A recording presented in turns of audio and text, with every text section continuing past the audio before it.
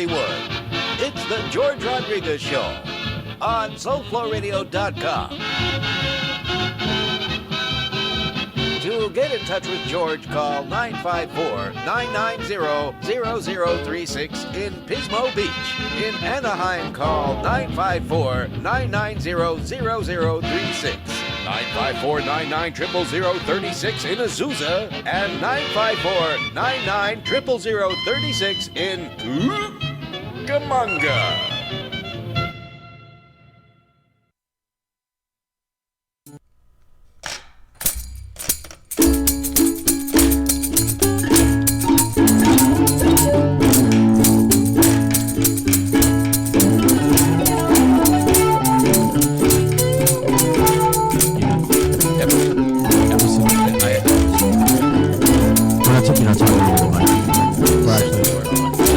Then we are, just like that. You get this guy. Is this an instrumental? This is something we've learned. This is a very casual radio show. I told him this is the flagship radio show. So we do it right. We do. You do. This is a great show and a great station. My show, I can be really sloppy if I want to. But you're never sloppy. I'm very spot on. Sometimes very sloppy. I haven't done a show in a while. I told you that. I got a lot. Oh, that's right. We can talk about. You can do the slow fade with Larry Joe. I think we're gonna stay here because I don't know. I was expecting something a little punchier. I think so. I feel the need to. You never know to interrupt that. Well, we just fired off a track at random from the CD that he brought over. This is my favorite kind of way to get music. It's just like handwritten with a Sharpie. Yeah. CD. Probably burned by him, or did you do that? No. He does it. He's four walls is reality. He's really good at that. I can barely hear you. I think Jack's really. Jack, what are you doing? You just purposely not wanting me to be. I know. I have the headphones. Well, Jack has never really liked me. Relative thing. Well, that's a lot of people. I mean, a lot of people don't like you, Kent Wallace. You know what? I am not in a popularity contest. I'm not one of them, though. I love Kent Wallace. I proudly proclaim my undying love to Kent Wallace. Yeah, it's always the guys who do that who wind up fucking stooping you too. Scottish warlord. I know that's true. It's always the ones closest to you. Well, this is how it works in Florida, or is that a Greek thing? I'm not going to let it get me down. Complained about it. Don't let it get you down. This is Pirates World and everything, but also, so you see the palm tree. I'm on this palm tree thing lately, and I hope that it's permanent. I have palm trees out my apartment window also, and I love the sight of that. Who doesn't? I agree. We take it for granted. You've lived elsewhere. Well, people, as trees go, I mean, you could, there might be redwoods. I've lived in a place where there was a redwood or whatever. There's different lots of trees. But I agree with you. There's something about the palm tree that it's the breeze and the ocean. I've been thinking about it. There are characteristics. The lateral root system, 4,000 tendrils at times. That they keep it anchored so that the hurricanes don't blow it up. Because they're in very sandy places and places with soil. It's like, how do they keep anchored into the ground? And they got that limey, sandy, perch. It's just a very long and very broad root system. And then, of course, the flexible stalk. Technically speaking, they're a shrub, not a tree. So you can't really build canoes and rafts out of them. They're very soft. There's a lot of water content in them and something. But what I like about them is that they only grow in the tropics. If it froze here, if we ever got frost here, they wouldn't be here. And so they're symbolic to me of we don't get any frost here. And I like it. And I do. And I got my hibiscus shirt, and so I've been identifying with the palm tree. And here's the thing. This is going to get very philosophical right off the bat, but I feel like to just get it off my chest. We like them, and I love the fact that I have a window in my studio for the first time in my career. In this studio, and the other one, the Ghetto Fabulous studio, which is where my apartment is now. But up until this, the SoFlo radio thing, all of the studios that I worked at were in the bowels of a building. Sure. And interior, they're like the people on the air. They don't need to have windows. They don't need to know what's going on in the outside world. We're just going to they're in a bunker. Put them in a lead-lined bunker in there in case of a nuclear war or something. But we like the palm tree, but the palm tree really doesn't do anything as far as other than being a palm tree, just looking nice, swaying in the wind. I like that. Representing what it more represents. Do you want from the poor and there it is. And so I'm aspiring to be a palm tree. This is my goal for the rest of my life. My new thing, my new goal is I'm going to be. You don't shut up for 2 seconds. How are you going to be a fucking palm tree? That's why I haven't done my show in a long time. Exactly. Good Lord. I haven't been talking a lot. When's the last lately. time you were at a palm tree talk, kid? This is the new kid. This is intern Carlos. We're trying to scare him away. This is part of that process. Oh, I see. I'm sorry. We bring him in when you're here. If you get into If radio, every once in a while you'll have to talk with people like Kent Wallace. He's just a like schmuck like me. He doesn't. The thing about Kent, I love Kent, but Kent doesn't have a good side. No, he doesn't have a. There's no. There is no black and white with Wally. When I first met Kent, I thought he was gray. a real asshole. But after spending some time with him, I realized he can't help it. Yeah. But still, it's a birthright. He's lovable. He's entertaining. So you have to put up with people like Kent Wallace. But on a more serious note, Kent Wallace is actually a very good author, and his work can be found in Cahoots magazine. And Cahoots magazine is part of what I love about South Florida and living in Hollywood. I agree, because it fits in like the palm trees and the hibiscus shirts. It's got a palm tree vibe to it. Going to the beach on a weekday. I'm trying to think of things that. It's like we go to the beach on a weekday because fuck you, because it's right there. It's funny because I was talking about Cahoots this morning with someone. Someone came, Jeff Langer actually. Jeff came over and we were talking about the show. He's doing well. The train campaign. It's driving us nuts. So we got to talk about Cahoots. I realized that really it was Cahoots that gave me my tendrils here in South Florida, what helped me to become a palm tree. And they're very tender, your tendrils. They're soft and they're small, but they're always active. Chicken giblets. But nonetheless, it was because of Cahoots, the ability to write, to have a platform, to create an identity for myself here that has allowed me to, sort of flourish, as it were, and that's so cool because Cahoots has everything to do with the event that we're doing at Runa's and the event that we did prior. Sure, and I don't know about you, but I'm over the snow. I think I had my fill of that. I never even liked snow. I mean, I like it like at a Christmas thing, or in those little balls that you shake around. And the snow globes. Yeah, I like those. So what have you been up to, Kent Wallace? I want to make sure, because I'll go on a jag. I did get to go to New York recently. And for what was the occasion? It was business, but I got to go. So I got to go back home. And so I walk into McSorley's. Richie, who I expect will be there, is there. Working the planks, and everything is the same. The owner, Matty Mayer, comes in, and it's just like it was yesterday, and it's just fabulous. It's one thing I love about that town. I go into Bellatos, and there is Emilio sitting in his seat in the same chair, just like I knew he would. And I'm talking about 3-4 years since I've been there last. Yeah. And everyone is and he hasn't moved. Hasn't moved. It's one thing I love about New York. You want to talk about good roots. New York is a city of roots and a place, and that's why it's mighty, because if they're doing a good job, they stay in where they are. And so it was just wonderful for me. Even though it was 2 days, I got to reconnect and get that oomph. And I loved it. I adore New York. You still have friends and family that you... Oh, God, yes. All the people up there. Absolutely. I'm trying to campaign to get the people that I like to come down here, like from Montana, because my summer experience was very similar to what you're talking about. There were some changes. This is a new business, and some old business isn't there anymore, and it's gotten smaller, the town, because of the economy, which it doesn't bother me none. Oh, fewer people. A smaller town. That's defined by how people haven't fucked it up yet, that entire area. So, and they don't want to hear that, well, because they're bitching about the economy, and I go, I know where it's good. I know where they got lots of jobs, and also crime, and and the kind of people you don't like, and that's a long list, Jack. I'm not just talking about you. That's not just a buzzword for I could just feel Jack bristle over here. He goes, "You're talking about."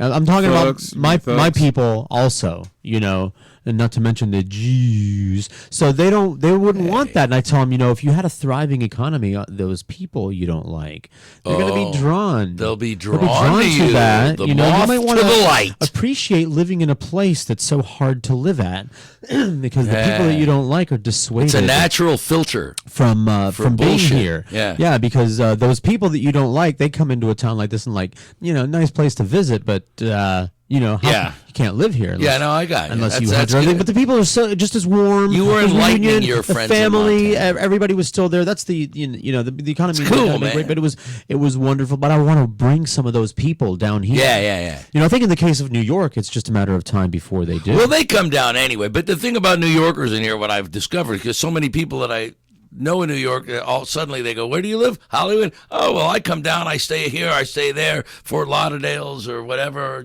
or even Hollywood.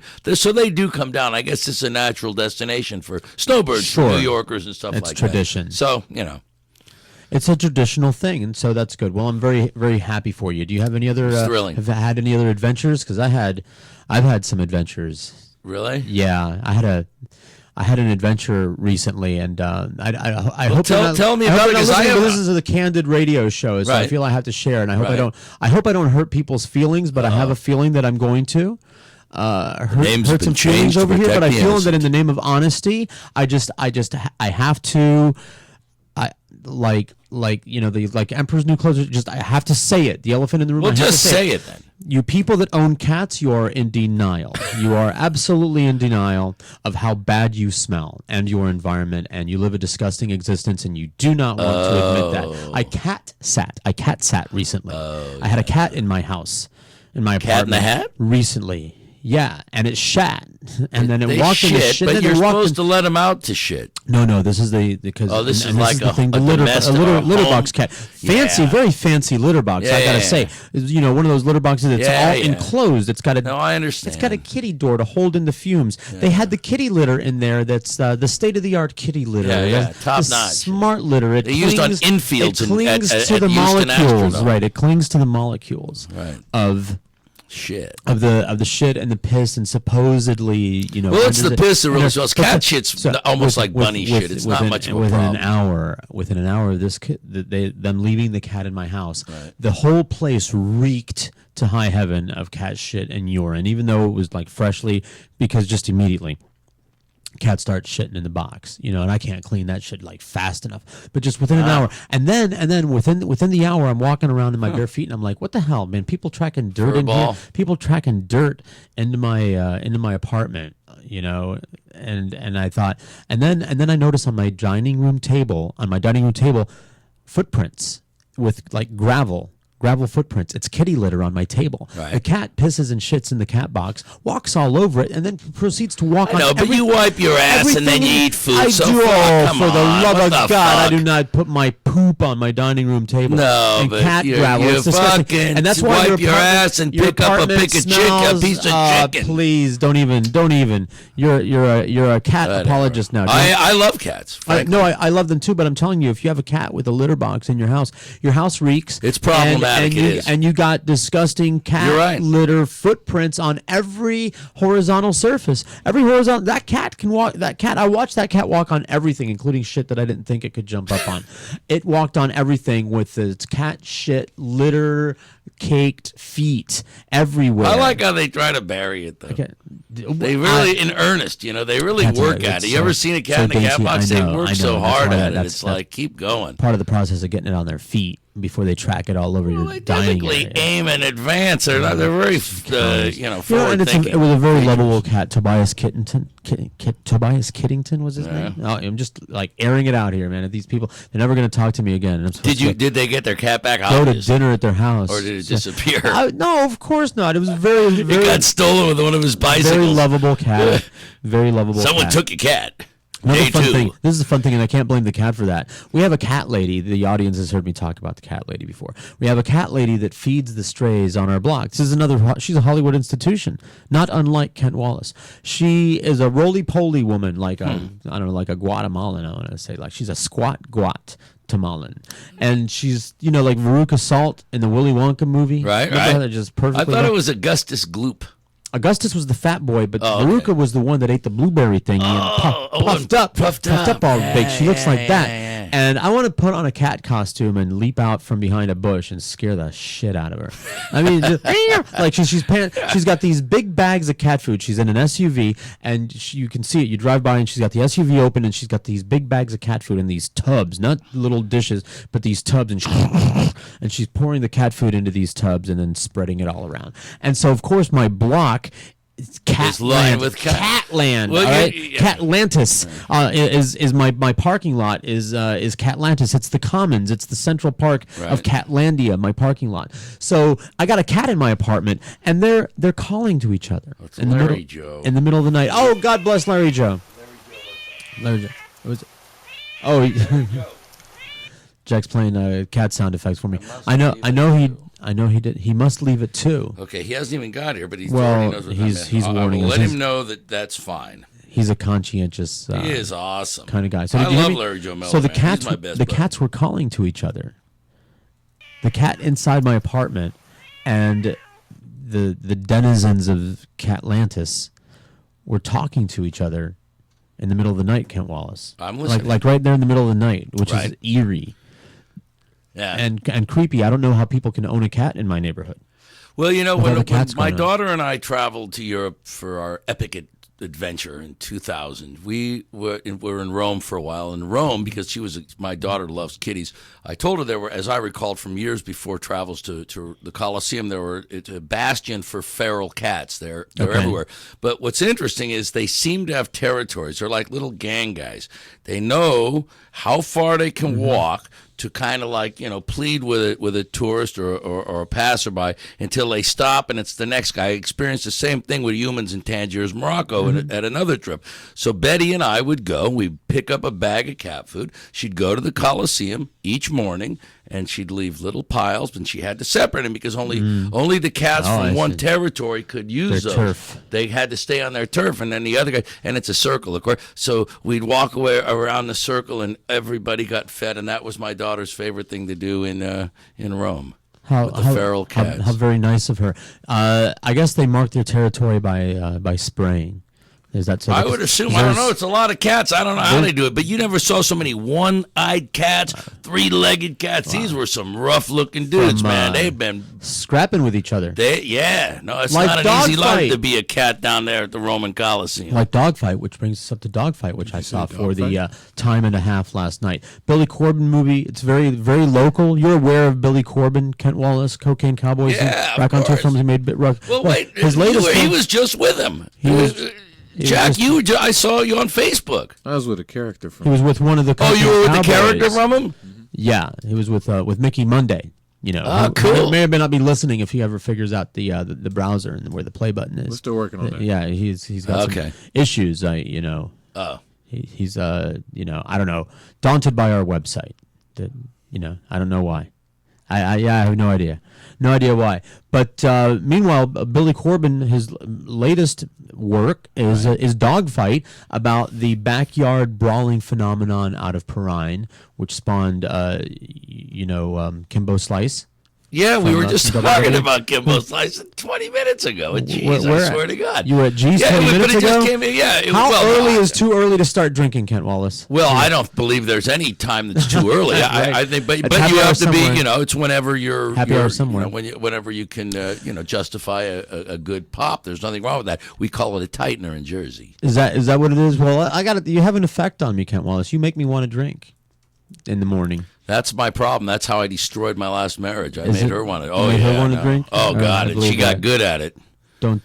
It was not good yet. No, don't bring back marriage. I'm gonna. Yeah. Let's go back to cats. Look at the palm tree. Look at the palm tree. And Kimbo Slice. By the way, cats. You cat people. The cat sprays you and your clothes and your house. Not only does they spray, that's it. You're done. You cannot get rid of that smell. But they don't smell it anymore. The cat owners, they don't smell it anymore, so they come around and they smell like cat urine, and they don't know, and you just kind of have to kind of like when fat people break your furniture, you just kind of have to it's okay.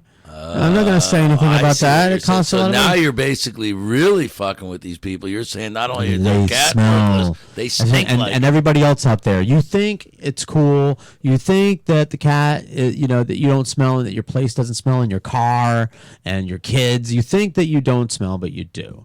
And there's cat poop all over your apartment. Not Kent Wallace, of course. You don't smell. So meanwhile, back to Kimbo Slice and Dogfight, the latest raconteur film by Billy Corben. And on a future date, I'll have Billy at least call in so that I can suck his butt in person. He's been on the show and in the studio before. Maybe he'll do it again. Maybe I'll have Billy and Mickey in the studio. Maybe I can have Billy drive Mickey to the studio, and then and then we'll have a Mickey to the studio. That he might know how to not know how to find the address. Jack, what did you think I was talking about? Oh, I thought you meant he had Kent's disease. Yeah, Kent Wallace disease? No, I don't. Well, he might be Scottish, actually. Drunk. Now that I think about it, I don't. Hey, I drink. I'm not drunk. That's right. Let's not confuse the fucking two things. It's like taking a bite of dinner and saying you're stuffed. You're not stuffed yet. You're eating. I drink. Maybe I get drunk. That's not a problem.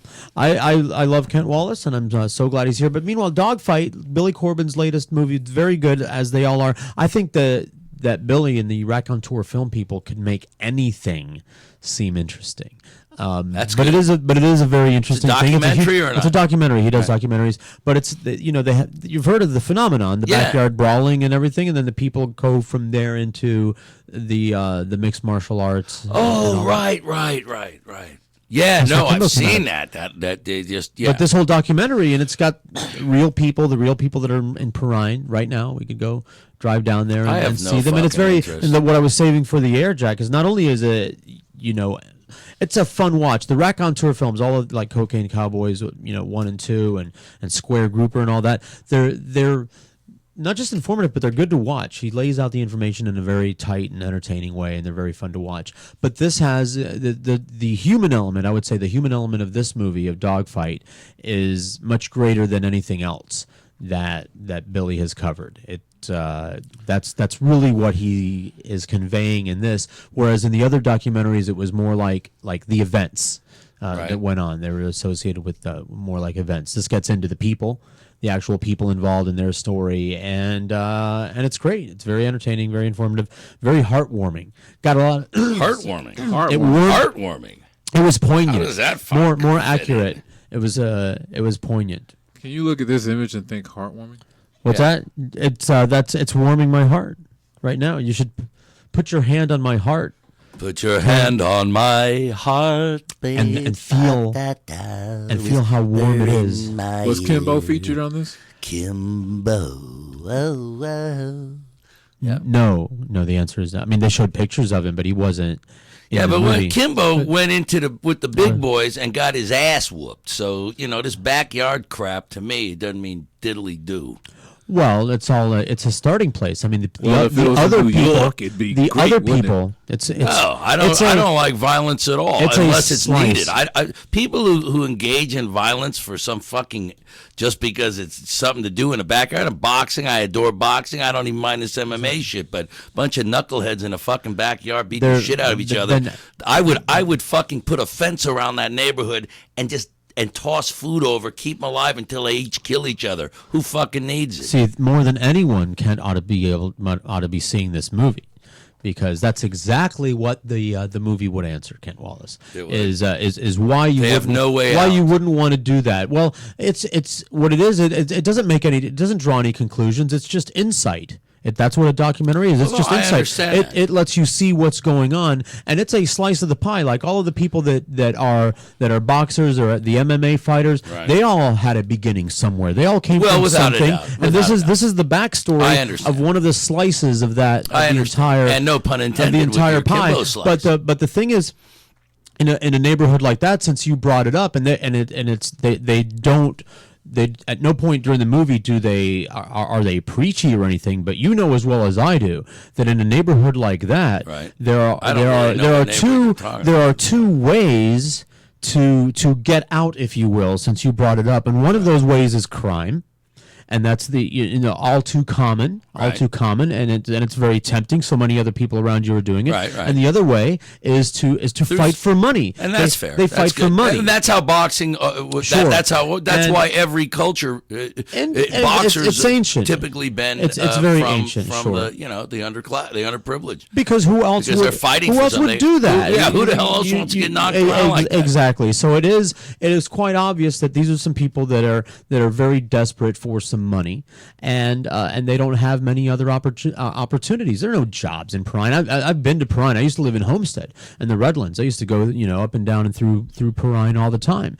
And I don't even know where it is. It's a devastated land. It's southwest. It's southwest of here. Yeah. It's before you get to the Homestead area, and it's. I don't know much about it. If you drive down the old Dixie Highway. The old Dixie Kent Highway. Wallace. And let me tell you, that's an interesting area with a culture all its own. That whole southwest area, Homestead, well, I do Redlands, love culture. Leisure City, Coral Castle. The first There's a Leisure City. It's called Leisure City. Leisure City. I used to live in like Leisure that. City. I had a Leisure City address. Leisure City, man. We're laid back and leisure. Oh, it's a level of leisure you might not enjoy. It's I haven't been down there in a long time, but I used to live in Homestead. The first address that I ever memorized was a Homestead, Florida address. But there's some history down there. There's the Coral Castle, which you can look up on Wikipedia. Neat. The song "Sweet 16" by Billy Idol is about that. Is about that guy, and I forget the guy's name. He was a little guy who could move big stones through the power of leverage tricks, and he took his secrets to his grave. He built that single-handedly, just using a pulley system of his own invention. Ancient Egyptian right, stuff. Exactly. And the people marveled. He could unload a truck of giant stones. That's wild. The people said, go off and have lunch, and they'd come back and the stones were not only unloaded but assembled where there's like, how did he do this one little guy? He wouldn't tell anybody. So there's that. There's there's what used to be real plantations that are still operating in a very similar fashion down there, but now they have the Mexicans. They have the Kendall packing plant.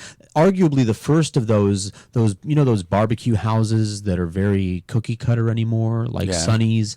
Where you go in and they have the picnic tables and everything. Arguably the first of those barbecue houses, Shivers, is on US 1. Oh, that's cool. I'd go there as you go down there. But Perrine is Valerie Perrine is a very depressed area, and you don't have a lot of options down there. So these people, they fight for money, and the main part of the main thrust, if I say, of the movie is Dada 5000, I believe the guy's name is, who in the movie it shows him going through the process where he he's like the promoter and the organizer of these dog fights, but then he gets drafted into the but they're called dog fights, but they're real people, right? Yes, but it's DAWG.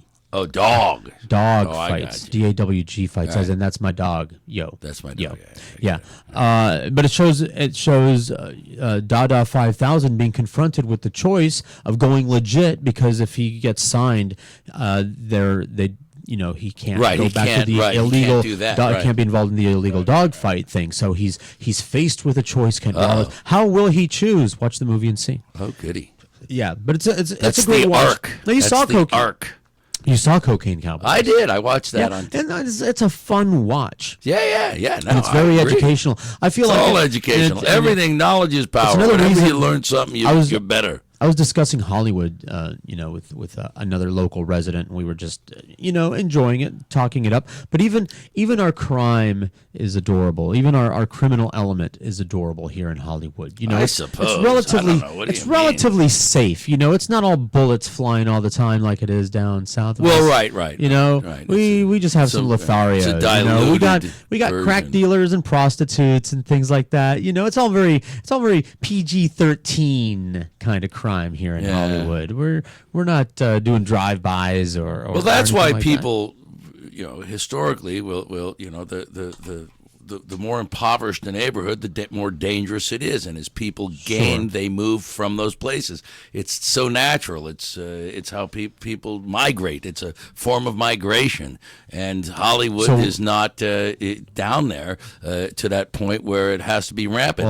Frankly, it's going to change. There's going to be even less of the shit that happens in here pretty soon. Mark my words. I can't think of a better place to be broken than Hollywood, Florida. Yeah. And I don't want a lot of people to know that. I take it back. It's horrible. Everything's expensive. Come here. on, bring your tired, you're poor, you're weird. Oh, no. See, the secret's already out. That's why we have so many of the, I don't even know what to call them. God bless them, the homeless, wonderful. Stop bothering the tourists. But you see Margaritaville. Up and down the street. What about Margaritaville? It's coming. Coming soon. Yeah, Do you know of a a completion date? I don't, but they're booking. They're taking reservations. I saw this. My friend was in con. I hooked up my friend. He owns the Rock and Roll Fantasy Camp. You can Google that.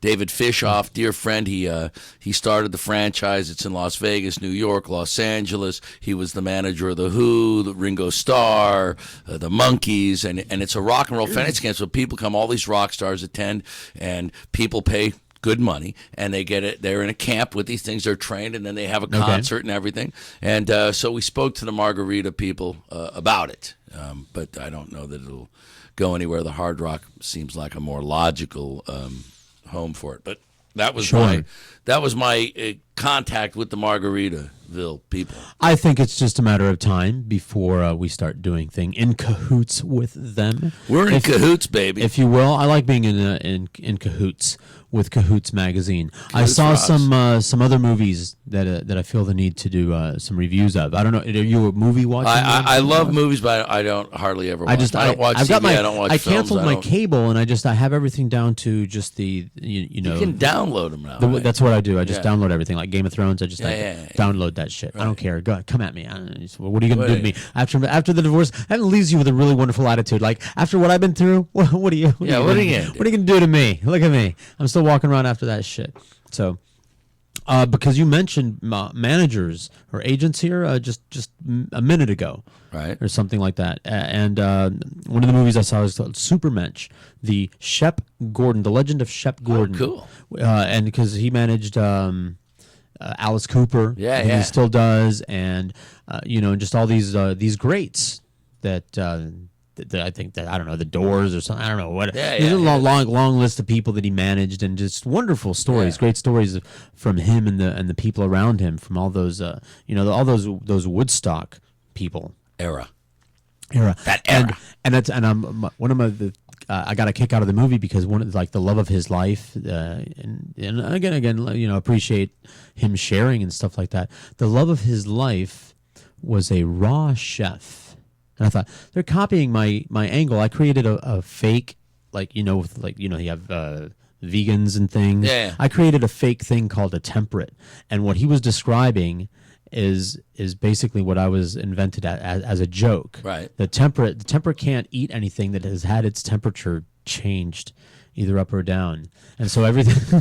So yeah, I told you this is fake. I made this up, but I have a comical reason that sounds just as ridiculous as all the other things that you hear. Whenever you hear about like people that drink their own urine and everything, they can tell you a whole bunch of stupid horse shit. Right? They can spout very seriously, spout a whole bunch of horse shit why it's good for you and everything. But so anyway, I made up a whole slew of horse shit to back up my temperate thing. So anyway, he's talking about his girlfriend.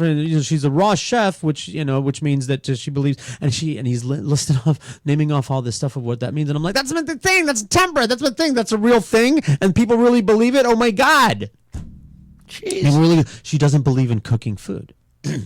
So a raw chef? That's an oxymoron. That's.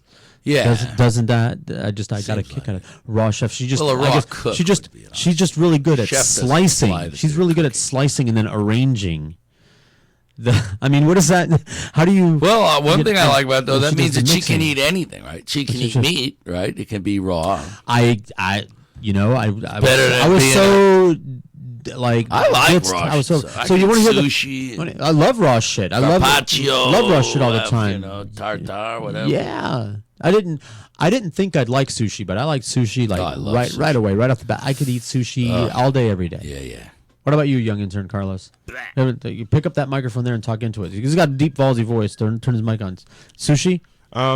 I didn't think I would like it, but my girlfriend got me to try it, and I really like it, actually. So, Had you tried your girlfriend prior to trying sushi? See, I knew that was coming. We're just going to take the part. We're going to take the part of you saying my girlfriend wanted me to try it, so I tried it, and then we're just going to put that on. We're going to say anything, and then just fire that off as a drop. Welcome to radio. Afterwards, yeah, that's it. That's all we wanted from you, is just something that we could embarrass you with. Yeah. Later on, that's going to be a comedy drop now. Right. I don't know. I think Kent Wallace was talking over you out of the way. But I asked him if he tried his girlfriend before he tried the sushi. Are you ready for my bullshit spiel about a temperate? about why it's important not to change the temperature of your food? Because our ancestors didn't change the temperature of their food, and when you change because they didn't have fire. Because they didn't have fire, and when you change the temperature of your food, you're altering it, and so your body digests it differently than the way that it was intended to digest. Still and that comes leads, out of your and asshole. That leads to indigestion and a inefficient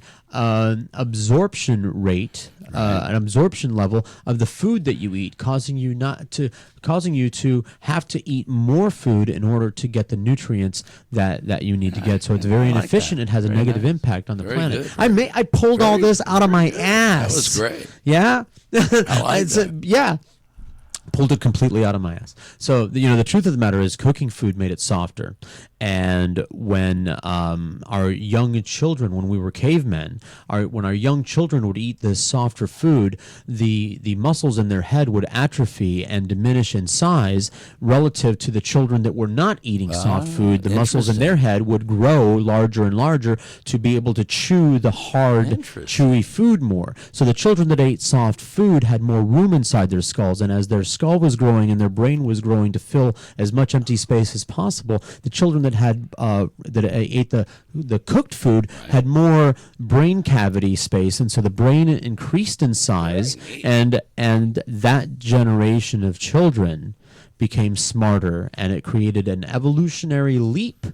Yeah, for us. And how ironic the they became chefs that eat raw food. So how the life cycle, it's gone complete circle now. And another thing, before we started eating the cooked food, we would forage in groups, as you've seen many of the primates do. They take to a tree and they wander around the area, the tree, or they wander around the grounds where the berries are, and everybody's kind of just picking and eating as they wander around, But the cooking of the food required everyone to gather around the fire where the food was being cooked at. So we had to gather around the fire and start eating all together at the same time, creating the dinner time and the dinner scene, and so it created a social leap in our evolution as well. So at the same time that our brains were getting bigger and we were getting smarter, our circumstances were forcing us to sit around in a circle, forcing us to sit around in a circle and face each other and experiment with these bigger brains and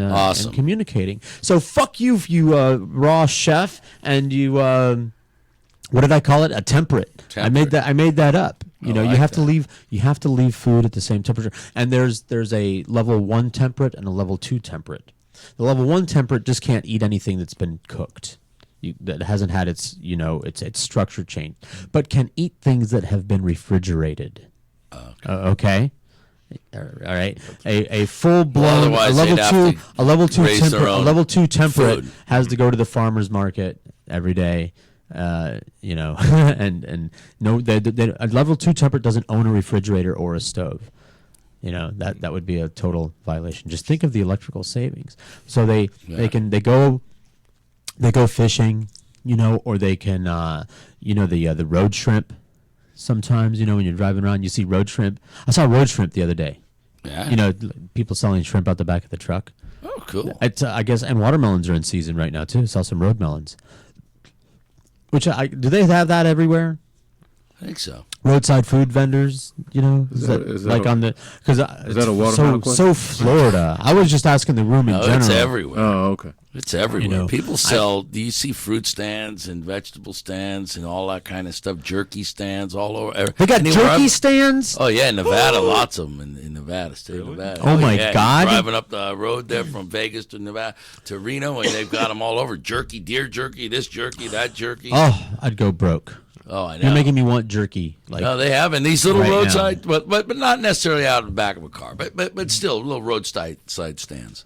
Well, I got some movies to recommend for you if they come around. They're on Netflix. All right, we've got The Zero Theorem, which is a Terry Gilliam movie. Terry Gilliam, Time Bandits in Brazil and things. So if you like visually compelling movies that look cool and are very clever, that's the Zero Theorem with Terry Gilliam. And another movie that was a very pleasant watch, made me like the actor in the movie. Prior to this, I didn't really like this person as an actor, and I'll say his name momentarily. Mm-hmm. But it has this person. It has Amy Adams. Olivia Wilde, and Scarlett Johansson as the voice of the computer. All right, because I'm getting to the plot of the computer. It sounds stupid. It sounds like a stupid plot. Right. But it was a very nice to watch movie. Like very sensible dialogue. Nobody jumping around and yelling, at you or chasing you with a chainsaw. It was just a nice, pleasant watch to have with like a cup of coffee or maybe an afternoon cocktail or something on a rainy day. It's called Her. This movie's called Her, and it stars Joaquin Phoenix. What? As a man who falls in love and starts having a relationship with his computer. It's an artificial intelligence. It's a new program. It's very popular, and the voice of the computer is Scarlett Johansson.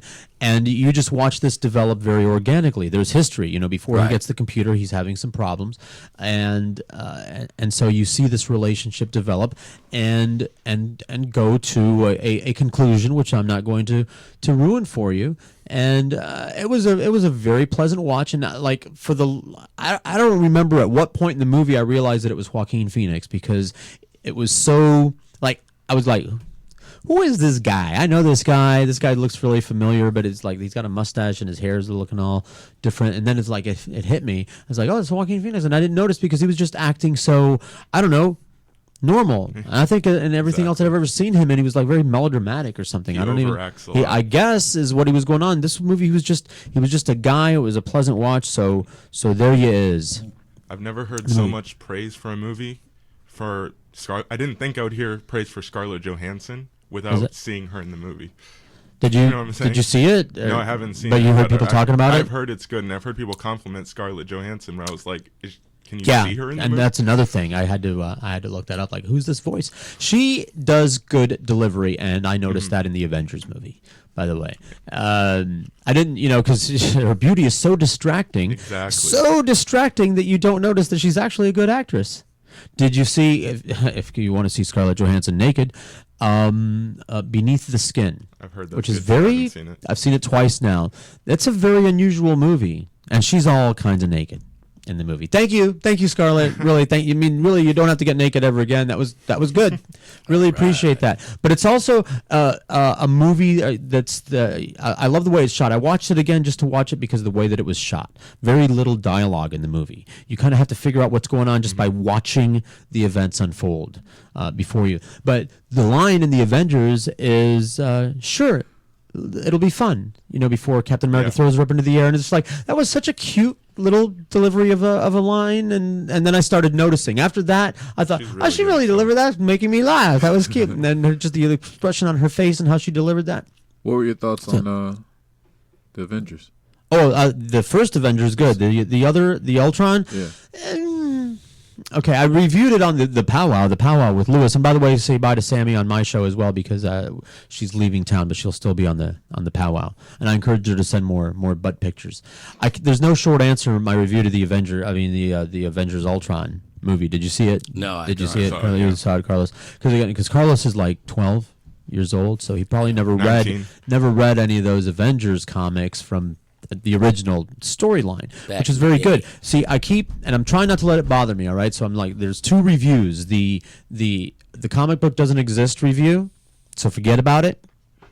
And it does, and that that's what you got to do. It's very geeky. But the problem that I have, and I'm the guy, because Carlos doesn't know, I'm the guy that always says, no, just look at the movie by itself. Don't exactly. and that argument started with the people that read the book, whatever the book, not the comic book, but the book, the Harry Potter. And I don't want to be one of those people, because they're making a movie, not an illustration of the book. I'm the one that reminds people of that.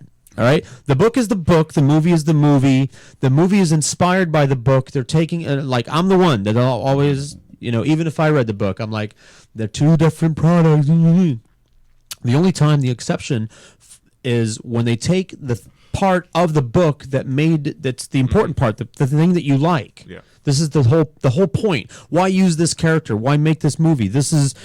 It's popular. We all bought this book and love this book, whether it's a comic book or a book, because of this thing here, this aspect of the character, this event, this thing. And they don't take that. They don't use that. They just use the imagery. They just use the name and the costume and so the movie doesn't have anything to like. It's like all of a sudden it's empty. It's like this shell. So that's when I go ape shit and throw the book at them, if you will, and say, why didn't you do it the way that the book is? And that's what they did with Ultron, starting with none of the Avengers movies. And I don't know why they did this. I try not to let it bother me. I'm in therapy about it. Is that it's the Henry Pym thing. Henry Pym is the guy that is Ant-Man, and he built Ultron. And it's all part of a greater, bigger story.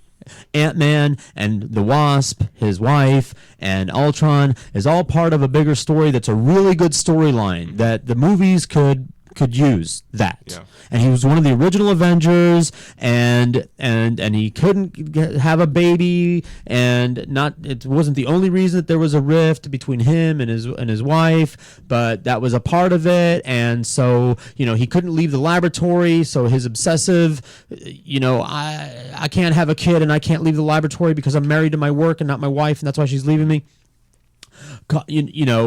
That's what manifested Ultron. Ultron's yeah, no, I have children. Thank you. So I didn't have to build a robot. Actually, one of my children is like Ultron. You just wait. But Ultron's look is supposed to look like an ant. That's what the sidebars that he's got and the whole face and everything. He's supposed to look like an ant head. That's like, dude. Ultron doesn't have any meaning in the context that they presented him in the movie. It's just like a whim.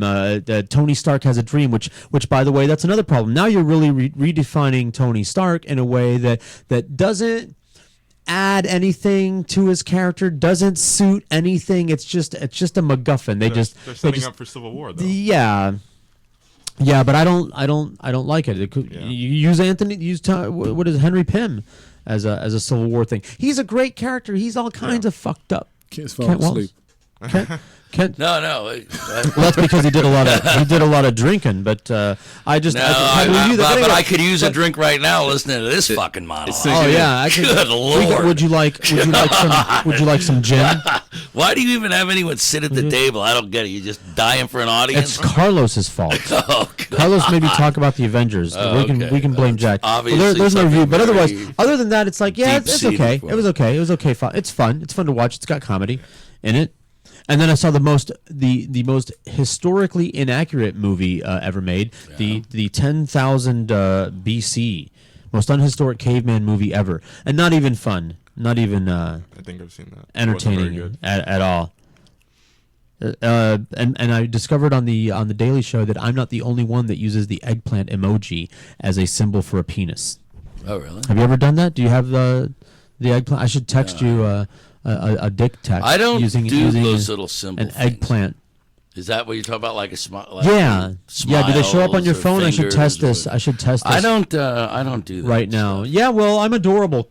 Yeah. That way, Wallace. People do it. They do it to me all the time. I carry a purse. I don't care. I don't do anything. I have a sanitary napkin in the purse that I carry around. How do you like that? That's a good idea. I don't care. I have a teenage daughter. I gotta be ready for that shit. Gotta be ready. I should put it on a holster like a Batman utility belt. No, you get one of those bandoleros. Spring-loaded. Instead of the shells, you put a bunch of. I should. Put it right next to your shark. Right. In my bathroom, and it has been commented by the female visitors to my bathroom. I have the feminine. I have a shelf. In front of my toilet. I've always wanted one, and now that I'm divorced, I can have one. I have a shelf in front of my toilet with everything on it, like a shelving, like a little mini shelf set, with everything on it that one might want while they're sitting on the toilet. So there are books of assorted books, the replacement toilet paper, the moist wipes, and then on the bottom shelf, I have a couple of boxes for the ladies because I have daughters. And the ladies would never leave anything like that out in the open, but we as men would be like, why not? If it was for me, if it was like the toilet paper, I use the toilet paper. And it's right there out in the open. I don't give a fuck, right? I would apply that same logic to the feminine products. If I was a chick, I would put like in glass jars all over the place, right there in front of me, and so I do. So I don't care. I don't care about the person. I've reproduced. I don't care how many people think I'm gay, including Kent Wallace. I'm going to send him the emoji so that you know what I'm talking about, okay, Kent, because otherwise you'll just be all suspense. And it's in my most recently sent screen. So like right there, it's like number 3, right next to smiley face and the thumbs up. Yeah, I don't know. That is sure it is. I don't know if it'll show up on there. I'm glad you're not one of those people No, it did. It showed up. who thinks that emojis are for children. I'm like, listen. I'm a grown man. I send emojis. I'm the most overgrown child that you'll ever meet in your life, and I don't give a fuck. That's a whole new philosophical thing in my life that goes with there's a smiley face and the palm tree thing. Yeah, cool. You don't see the eggplant? Did you get my eggplant? Yeah, no, I do. It's right there. And it shows up. Oh, it doesn't look like a dick on yours, Kent. Yeah, well, I have a freaking filter Here, to keep all the porno weirdos. So doesn't that look more dickish? Yeah, mine doesn't look anything like that. Yeah, it's on the iPhone. I was wondering what kind of dicks you've been hanging out with. It looks looking like a dick with a little green head on it. Yeah, definitely. Yeah, alien moldy. cock, What do you think of young Carlos's voice? He's got a deep voice. Deep voice, We're Carlos. going to use him as slave labor. All you have to do is learn more than 7 words, because that's all I've read out of you so far. Well, he's 19. I don't give a shit. How interesting You're going to college, right? Yeah. Yeah. What are you taking? Visual arts? Digital media. I'm teasing you. That's right. Digital media. That's what our painter's into digital media, right? He paints with his digits. Yes. See? Good one. Very good. See there? That's why they pay me the big bucks. That's right. He's over here. Yeah. At 19, what could he possibly? It's great. 19's a great. It's a great time of age. life, and it's cool that you're here doing this. Can't drink yet though. So you want to? No. You guys drink though, right? At 19, we were drinking beer. I don't. You but don't. I know people that Good do. for you. God bless. Good man. Are you doing it because you just have no interest, or because it's illegal and you feel like you shouldn't be breaking the law? A little bit of both. I mean, I've had a little bit of wine on a cruise when I was in international waters, but that's it. You're nice. Well, straight to hell. You're a good boy. I thought in my family, because you're Latin, in my family, at the dinner table, you're allowed to drink. It's parental supervision. Sure, exactly. If you can ask for it, exactly. you got it. And so drinking was no big deal for us. But I was going to say, he's 19, and unless you've led the kind of life that I've led or that you've led, what adventure stories could he possibly have to tell?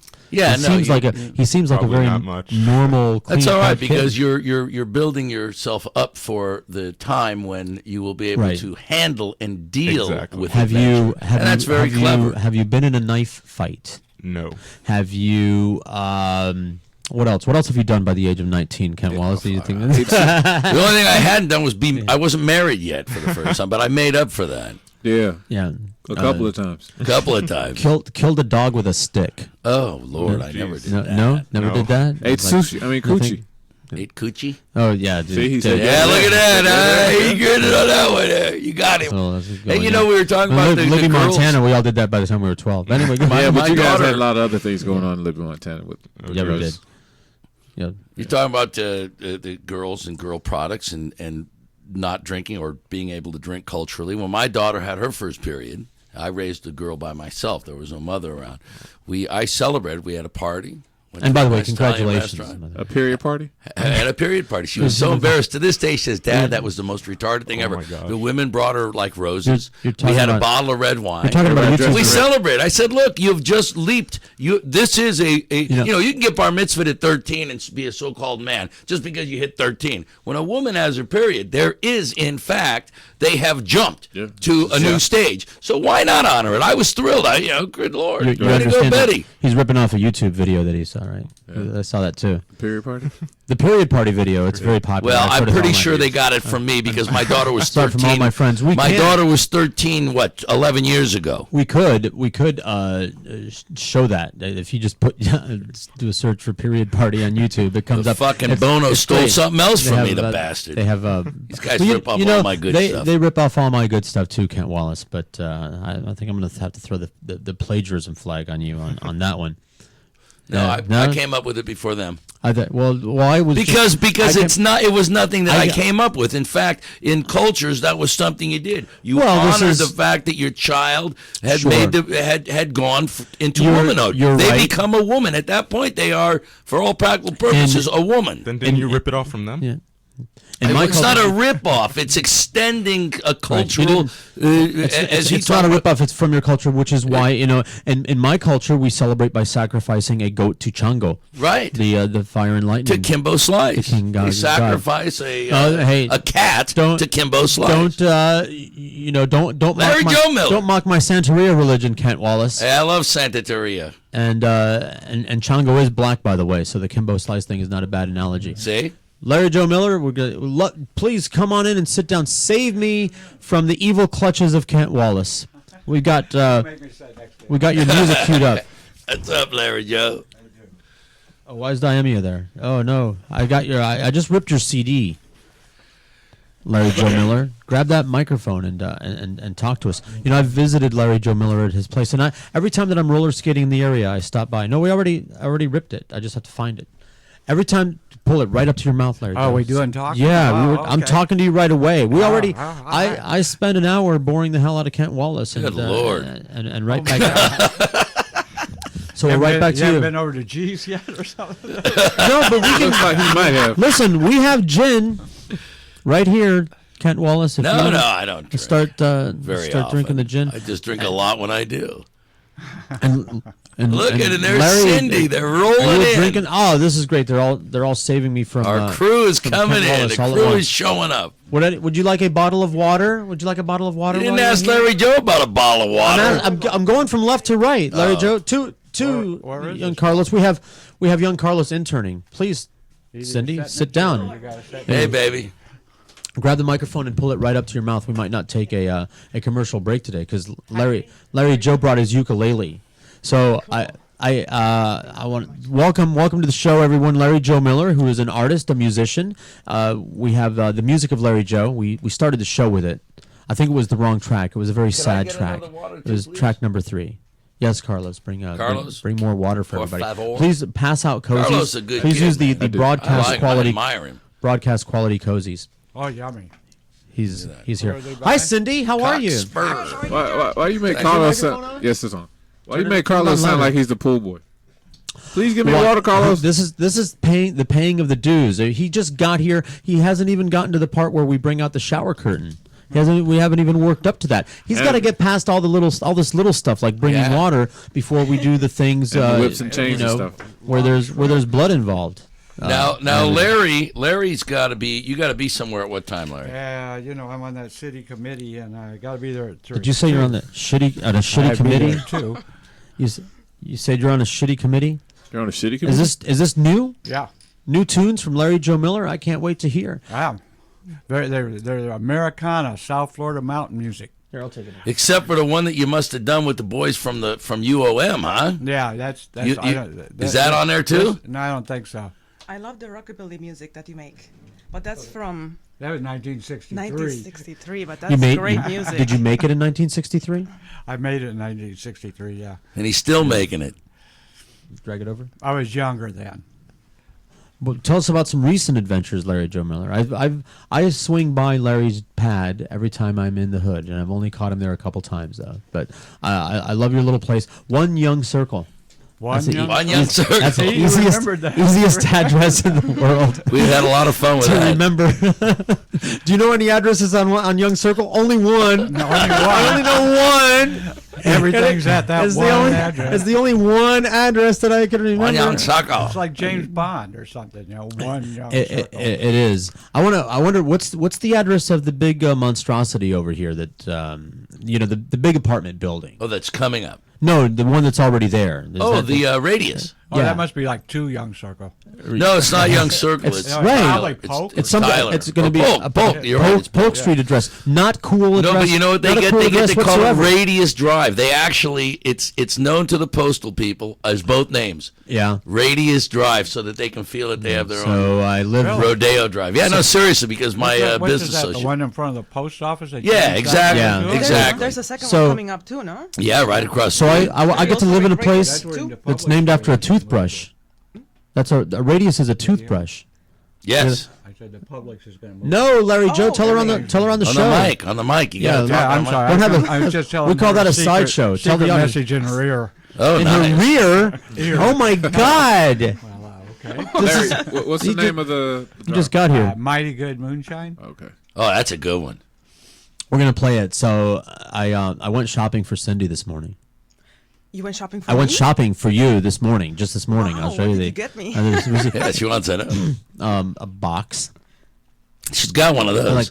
Like, not like this one. I don't know, man. Have you seen hers? This one has something in it. Oh my God! I can't believe first Larry Joe talking about somebody's rear, and now you're talking about her box. I said a box.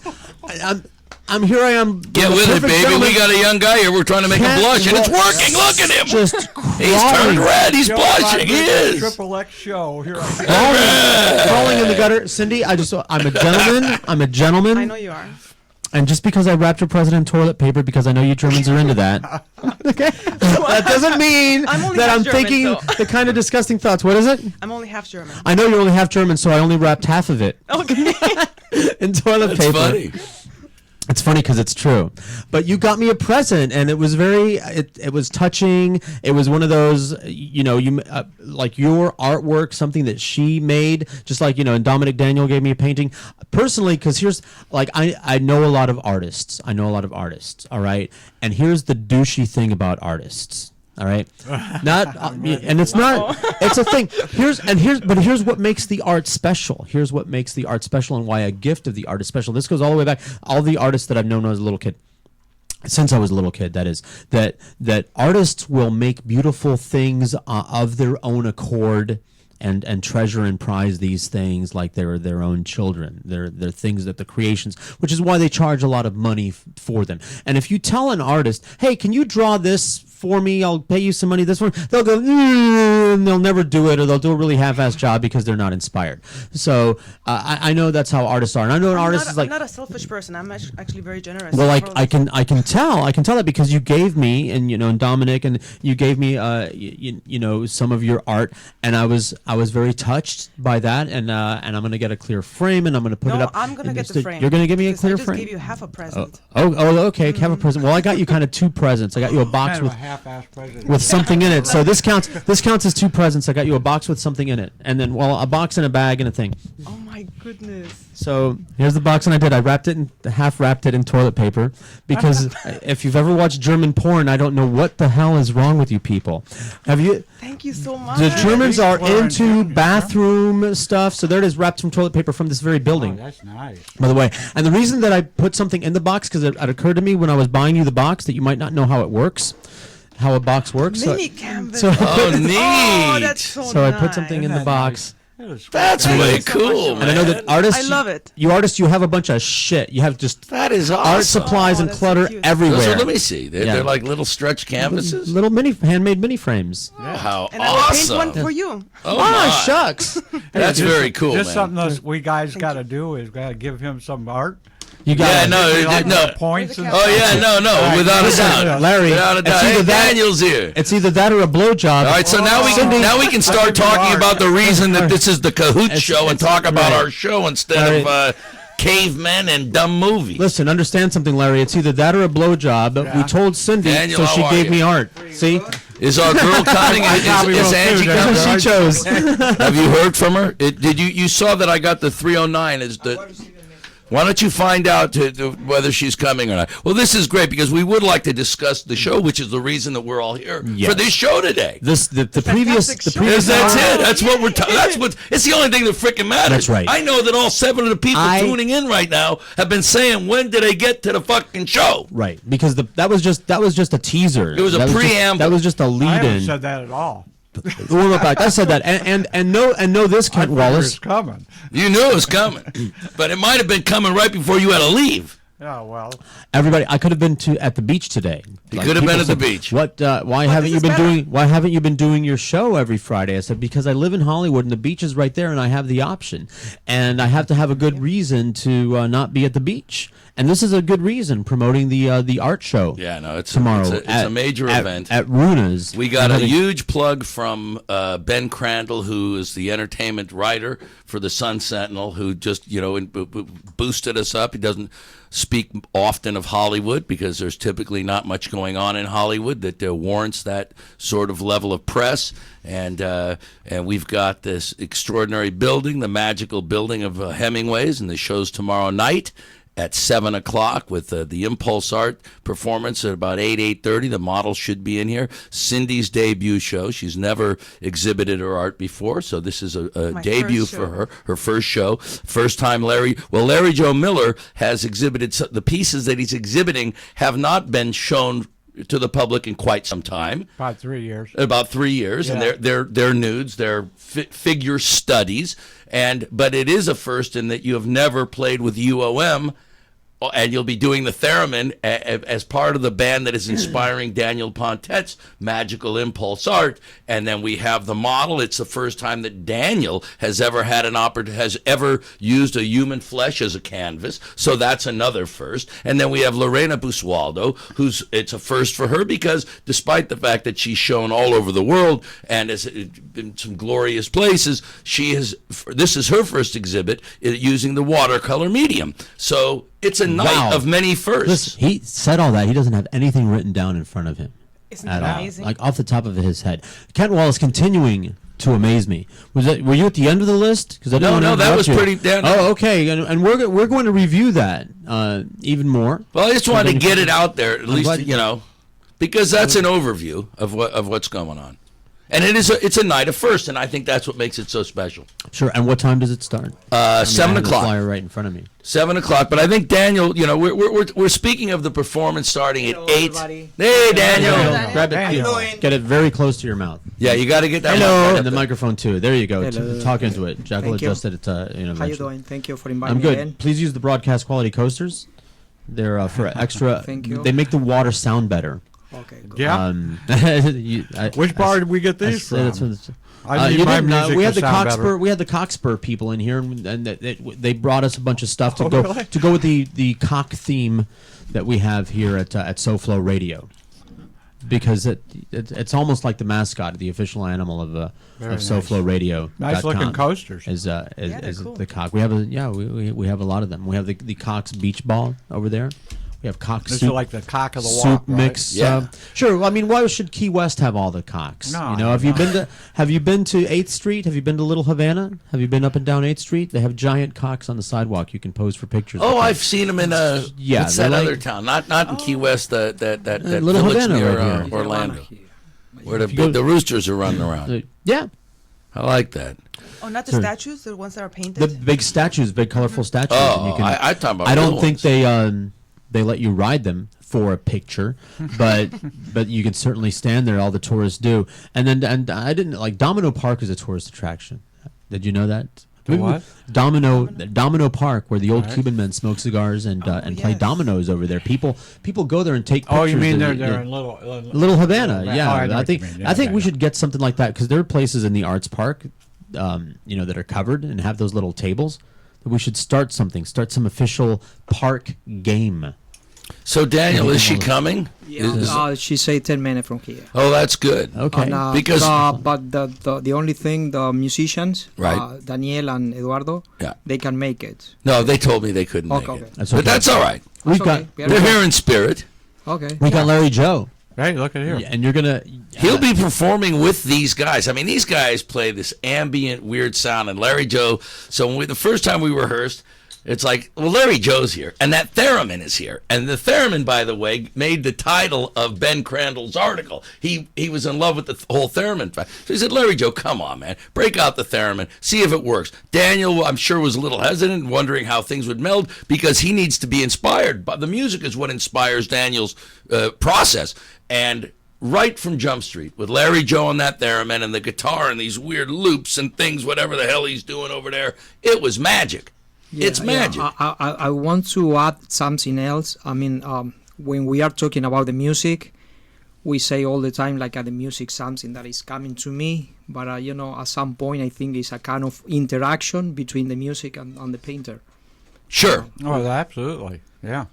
It's a little bit hard for me to be watching everything that's going on, even though we're going to have this beautiful model running around and all that, because I'm trying to keep up with these guys on their guitars and stuff with this theremin while they're changing keys and different stuff. And I'm trying to go, oh my God, I'm just waving my hands in the arm like a chicken flopping around trying to keep up. It's quite amazing. It's quite impressive. The show itself, I mean, it's just a great... What time does that actually start, the whenever art he's performance? doing his painting. Right. So we're saying 8 o'clock. So to be safe, be there by 8 if you just want to see the performance. Around 8. But the entire event will start at 7 o'clock, and it's a fabulous art exhibit as well as the performance, and it will go on until we decide to wrap it up and head down to G's, I suppose. Is that what the actual? That's the after party, baby. After party. How we knew G's was going to get into this one? You know, I always plug my peeps. Do they have a cot for you in the back room there? No, I've got a tunnel directly from my house that goes right up into the kitchen. That close. I've tunneled. Is there a stumbling bar on each side of it? You know, like the physical therapy. Oh, Hogan's Heroes, right? Exactly. It's just like Hogan's Heroes. Kent dug it out with a spoon. Took me a while, but a little bit at a time. So Smuggled the dirt out in his pant leg. He's got a false pant leg in there. Yeah. That's the ticket. I've never seen him wear pants inside shorts, so he probably hadn't done too much. Well, that's. I saw him wear pants once. Oh, one time he did. You? Yes. Well, hopefully you'll see me without pants. Was it a sometime, funeral? honey. Had somebody died? It was something very Not you, Larry. I was told when people see me wearing a tie, they go, "Did somebody die? Something bad happened there somehow." Right? Are you going to court? Did somebody die? Carlos was just here. We were asking him, things he's done. The things that Kent and I were going over things that we'd done by the time that we were 19 that Carlos hadn't done, and he hadn't done any of it. He hadn't gotten in a knife fight. Hadn't gotten in a knife fight. Or gotten arrested, right? Right, Carlos? No. See, you can sit down in the chair in here. Just move Cindy's purse. Yes. We can throw the here. like over there on the put it on the top of the pile of Cahoots magazines Next to my present. over there. Put it on Cahootsy. Well, is it a thing in Mexico? Because it is in Cuba, apparently, according to my mother. Bad luck. To put your purse on the floor. Yeah, I've heard of Is that that. a I do thing? energy work, and I'll just cleanse it. It's fine. Okay. You'll smudge it. I'll just. I use Kent for smudging. Daniel's bringing. He comes over to my house and I rub his face on things. Yes, I call that especially the kitty litter. smudging. That's how I get that rosy cheeks. Convention. Do you own cats, Cindy? Do you own a cat? No, I don't own. Okay, I cat sat recently. I took care of some people's cats, and I want to say the cat people, you don't know how bad you smell. You people that have a kitty litter box and everything. Your place smells. You smell. Sorry, is that you, Larry? You have cats? That what? Do you have cats? Yeah, 2 of them. You have They own us. Yeah, litter box. yeah, kind of, but that's for the kids. Oh, kitty. It's kitty. So I guess you're not a cat person. Kitty litter. I love cats. I just never had one in my house before. I always had the outdoor cats, like Kent was talking about. Yeah. I haven't had a These kitty, like it outdoors. They kitty like to litter go out inside there and my shit. you gotta have- my pad, you gotta have and it freedom. was like, wow, this smells bad fast. Yep. So And the cat- Daniel, and the cat was tracking the let's litter. talk. We're back to the veering artway. away from the reason that we're here. And these guys, easy. we're all very busy people. We're giving you the honor of being here so that you can share with your listeners this frickin' event that is the biggest event that's hit Hollywood in forever. So in we're forever. giving you this opportunity. So let's stay on point here.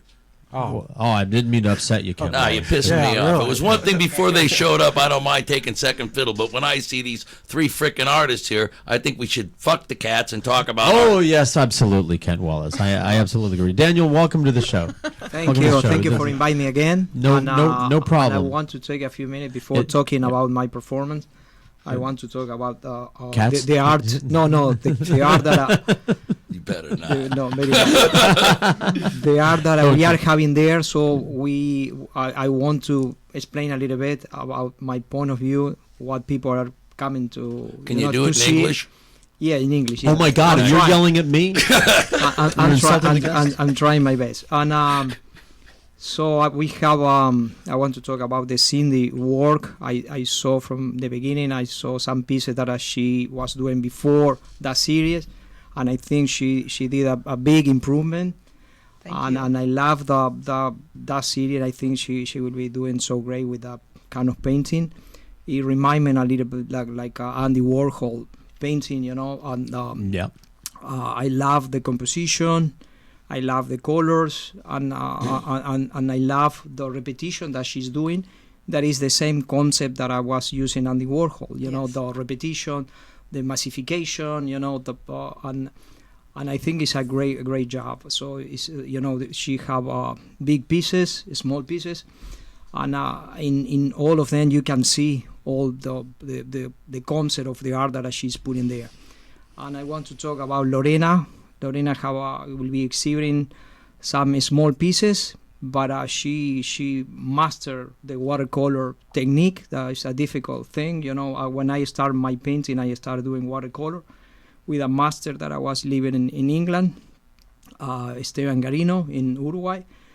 And he was living there and learning from master. I think, the watercolor was born in England, I think. And, great master like a Turner and many important master in that technique. And I think, Lorena is mastering the difficult technique, and she have wonderful pieces. Everything is related to the sea. And we have also Sandra, that is the new one. And I was checking her page and seeing all her drawing. She's a great illustrator, and she have a great skill doing the drawing. And I want to talk about Larry. Larry can explain better than me about his work. And, Not really. This sounds pretty good. I saw many of his painting this year that living here in Broward.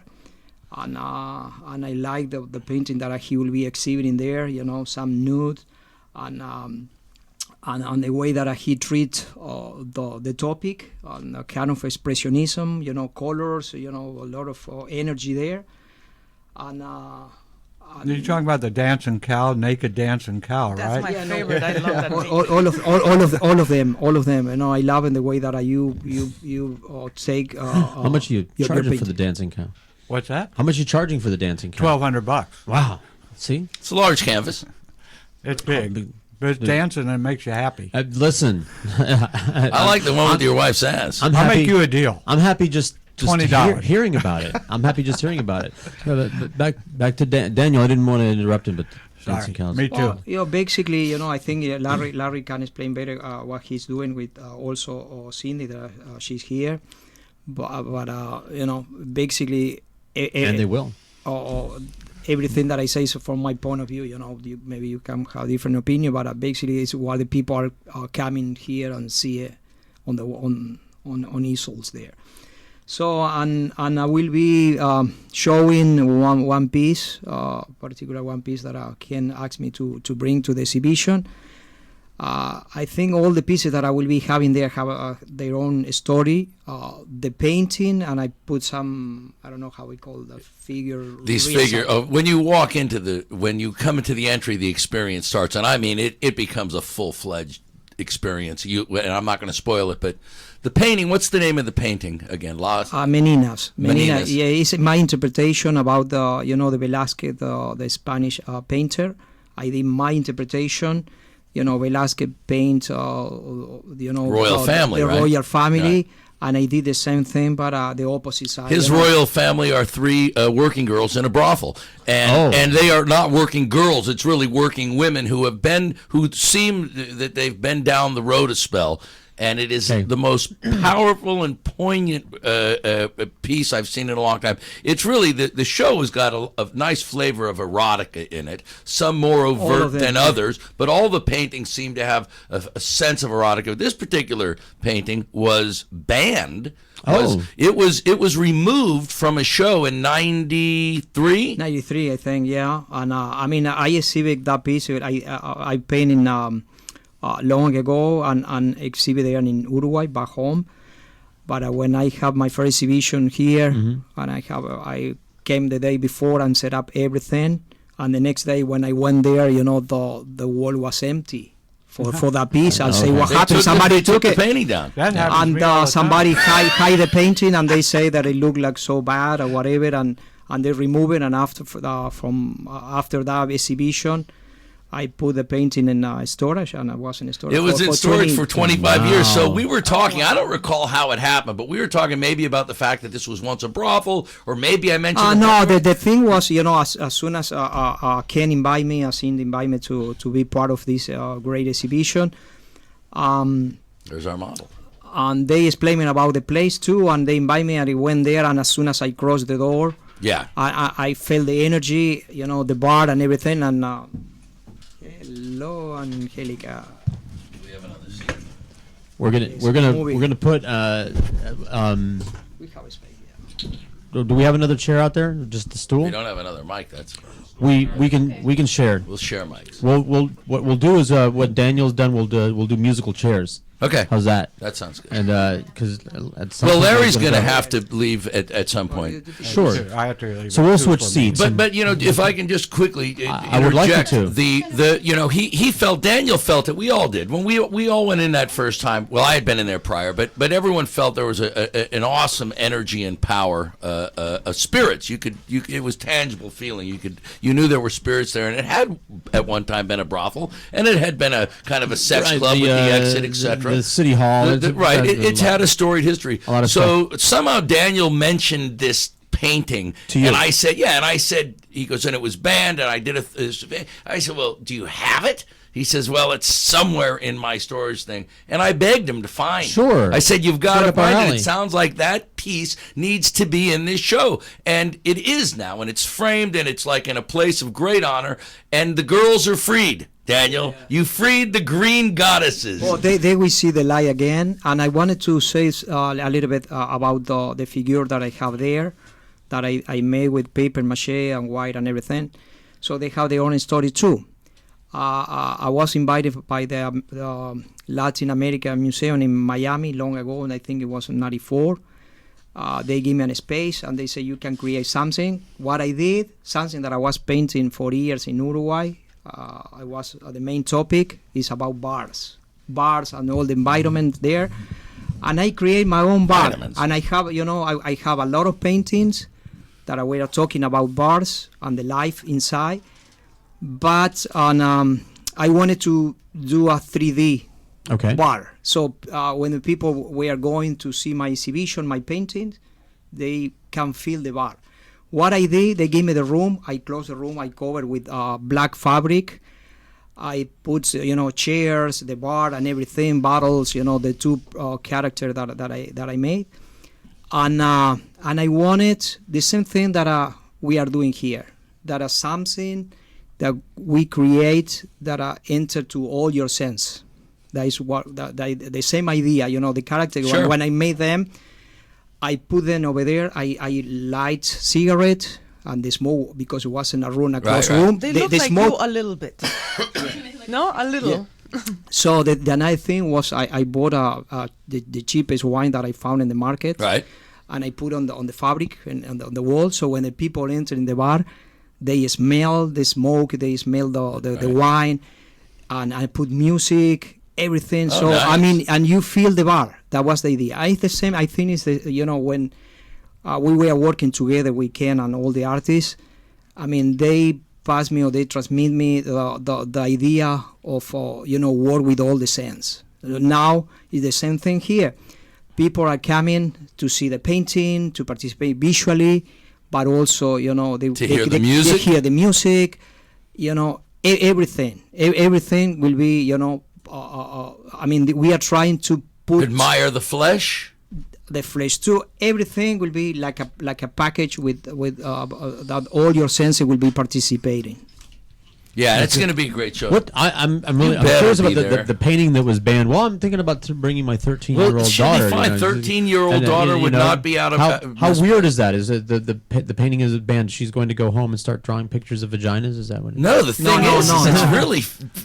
No, it's more emotional than it is pornographic. Exactly. Not at all pornographic. Yeah. Like absolutely the wrong reason to be banning something. Yes. What is it with people? It's why we did SoFlo Radio so that we could have uncensored people like Kent Wallace on here.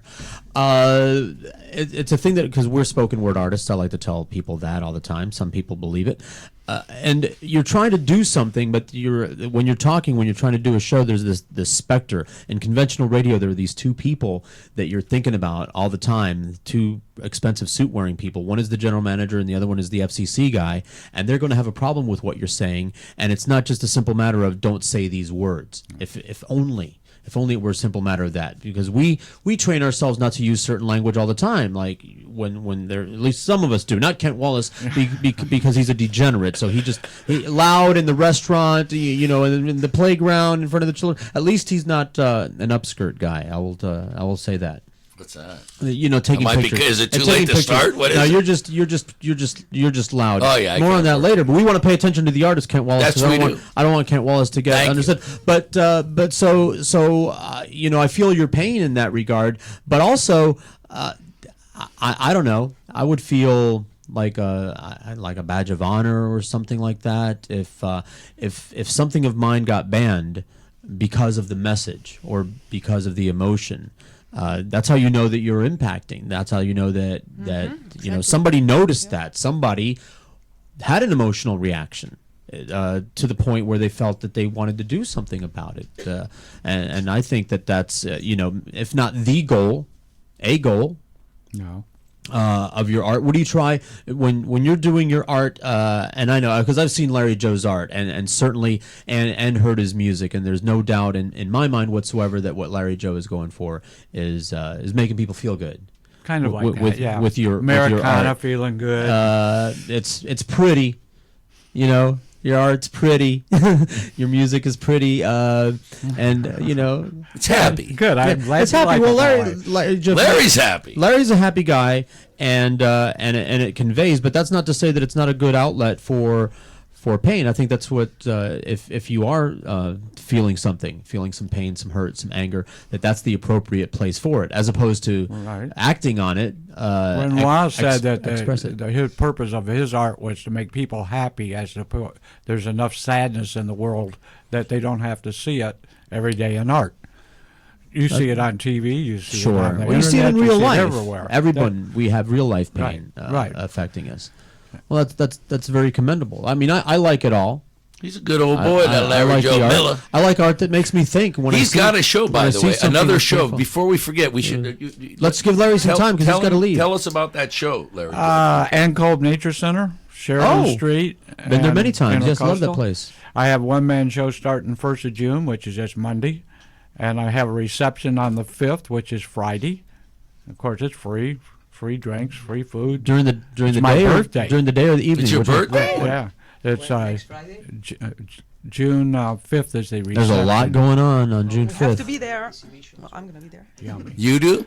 No. What is it? Sandra has an exhibition at PRL on the 5th. Really? And you've met Sandra. She's been on your show. She was one of the first artists that we showed in the original thing. She was kind enough to supply the easels for the artists. We have 2 parties now. We have 2 parties, and so Sandra, we invited her to bring a painting. She brought the Resistance is the painting. It's very sexy. I posted on Facebook today. Sexbook. He's on it all the time, all day long. I'm sure there is. Angie showed me how to get to that. Yeah. She's a Jersey girl. New York. Wait, because I want to know the times for Larry's event. You got a Monday event and a Friday event. It's going to be every Monday? Well, no, the show's there for the whole month of June. But there's just a opening reception is Friday the 5th. From 5:30 to 7. Oh, so we can go to both. Oh, we can do like an art safari. Yeah, mine's really early. It's at a nature center. And theirs will be late because the PRL one will be late. So we got to do it. Yes. What time's the PRL one? Yeah. Stay on track, Kent Wallace. What time is the PRL one? We need to plan our action. I think it's they say 7 or 8 or whatever. But the PRL one will be a lady. Yeah. Well, there's a lot going on. I'm going to have to cancel 2 other events. Yeah. I'm going to go dancing on Friday night, and it's Mickey Monday's birthday party at Churchill's on that night, too. Mickey Monday, the last surviving cocaine cowboy. Whose birthday party at Churchill's? Mickey Monday. Did you ever see Cocaine Cowboys? Oh, yes. He's one of them. The last one out of jail and alive. All the rest of them are either locked up. That's something to do with their name, right? Pushing up daisies. Well, the deeds came first. Here's my favorite Mickey Monday story. He was the cops caught up with him, and he held him at bay by emptying the gas tanks of the airplane and threatening to shoot the floating gasoline with the flare gun and blow everybody up. And so while everybody was standing back, he ran off in the other direction and got away. I forget where that was. I don't know. I'm gonna have him on the show one of these days. So that he can tell all kinds of. Oh, he's 65 now. How dangerous could he be? Well, you got a few years to catch up with that one. That's right. Larry's like, I remember 65. Yeah, I went to Disney World. 65. What I'd give to be 65 again. Larry's an inspiration, and I tell this to everybody. And there are a couple other people that I know that you'd never know that they're as old as they are, and they're going to live forever. Apparently, just a positive attitude. I'm inspired. Listen, because of you, I'm eating more vegetables, doing more exercise, and just spending more time on pleasantness, like admiring the palm trees and going to the beach and avoiding Kent Wallace. Just sitting next to her. Pleasantness. Yeah, that'd get you younger. It'll keep you young. Oh, thank you. Let me tell you, I just appreciating life's simple pleasures. Like when Cindy gave me that painting, it really warmed my heart. And present too. Thank you. Yeah. Oh, you're very welcome. That was, and thought went into it. It wasn't just like something I had laying around. Yeah. It was important for you not to look like something I had laying around. Those are the kind of presents that I give Kent. So you've never given me anything. I will give you that coonskin hat. I can't wait for your birthday, Kent Wallace. When is your birthday? June 21st. Well, close by. So we got plans for Friday, next Friday, a week from today, and Kolb Nature Center, and then whose art display? Sandra. And then Sandra Lascano's at PRL on the same day later that evening. And more on that later. You got PRL, the beer bar, right here on the street. It's PRL, skinny. next to Hollywood Boulevard. It's right by by Moro's. Right, connected to Moro's. One block towards the circle. Oh, they got a great. It's a beer bar. It's great. You pass it walking on the way to your place at One Young Circle. One Young Circle, which is great. Larry, you got music? Can we play Larry Joe's music over here? I want to, because we have your music. I already stole it and recorded it. I want to hear Larry Joe while he's here. And maybe Kent Wallace do a duet. You brought your ukulele. Yeah, we were going to do "Hang On Hollywood." I want Since you. I know that Jack Frost actually plays it on occasion, right, Jack? Or is that over? It's part of our music rotation here on SoFlo Radio. Okay. Yeah, I'm totally stealing it and not paying you any money. If there's something happening that I could tune up, then I could do that better, though. Could I go over here on my motorcycle? Well, tune it up and let's get the lovely Angie. Do that. Okay. Come on, Angie, sit on over here. Let's talk to Angie for a minute. Absolutely. She came all the way from New York for this show, by the way. I appreciate How awesome is that? And I appreciate you, Kent Wallace, brusque as you are. But since this is someone that why don't you, get the ball rolling, and then I'll just interrupt. I'll get the ball rolling, but I don't, I'm going to interrupt you periodically. That's fine. You can do the introductions. You can introduce her to the audience. Well, we came upon, I call you Angie. Angie, yes. Because I like that. But... Okay. Daniel, what's her real name? Angelica. Okay. Angelica Prendez. And when we first broached the idea, and I presented the idea to Daniel that perhaps he would paint a model of the human body as well as his traditionally, and he embraced the idea and he developed it. I came up with an idea and he ran with it. And you met one of them. We had Ave. Sure. Remember, she was in here. We must have went through 2 or 3 gals that were going to be the models. And for whatever reasons, it wasn't happening. And Daniel said, because Daniel, by the way, and I wrote this about him, he's the James Brown of the art world. He's the hardest working man in the art world. I like that one. Yeah. I like that one. He really is. I mean, this guy is indefatigable, nonstop on it. So he said, look, I've got a friend that knows a model in New York, and we looked at your pictures, and boy, what a resume. She's done print, she's done she's done it all, and also a professional dancer. And so it was like, ooh, what a cool combination. So Daniel arranged it, and she's been down here for almost a week now. Yeah, it's for a week. Wow, how do you like it? Boring, right? No, I love it. I do not want to go back to New York. I love it. Well, I'm soaking up the sun. Yeah, you see those pictures on the website? Not yet. Oh boy. I will. I'll go be creepy later on. I'm really enjoying our weather down here too, and I was just talking to someone besides you.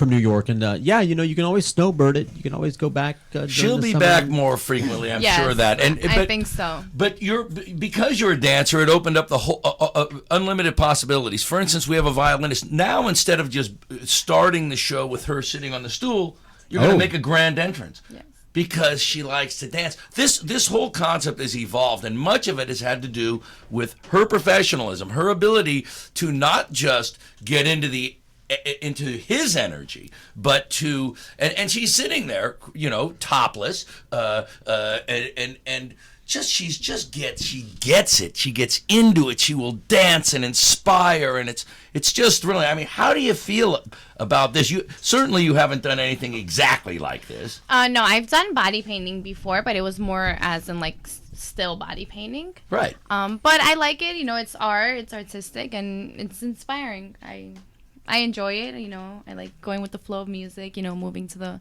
rhythm of the music, and it's gonna be a great show. It's gonna be a lot of fun, a lot of good energy. Well, it's good energy. energy. Impulse art, impulse. Yeah. Dancing and. It's very cool. We got something that's just pretty thrilling. There's a lot of positive energy. Who do we thank for this crazy idea, Kent Wallace? Who are the brainchildren that married this whole thing? Was it you, Kent Wallace? Was it you, Kent Wallace? Is the sick Well, twisted? Who's wearing the lab coat over here? All I did was maybe bring the pots and pans and vegetables in from the yard, and then everyone got their knives and their aprons on and made the stew. Sounds like madness. Sounds like freaking madness. Sounds like insane. It's perfect for Hollywood, and it's the Runa's the perfect place and for the it. place, as you know, because you are a fan of that, and you even have that old X-Side. Absolutely, the power in that place, right? Yeah, you walk in and you feel the energy. It's all the ghosts. Yes, it's all the. Yesterday we were setting up, and we were like so happy jumping around. Well, me. Yeah, no, we all. I was super excited. There was I guess everybody was, no? Good vibe, and then you guys don't even know, but Daniel and I were the last to leave, and Tony. As fate would have it, Daniel has a light that he brought just so he could kind of spotlight the canvas. Well, as we're leaving, Tony was a little anxious to get out.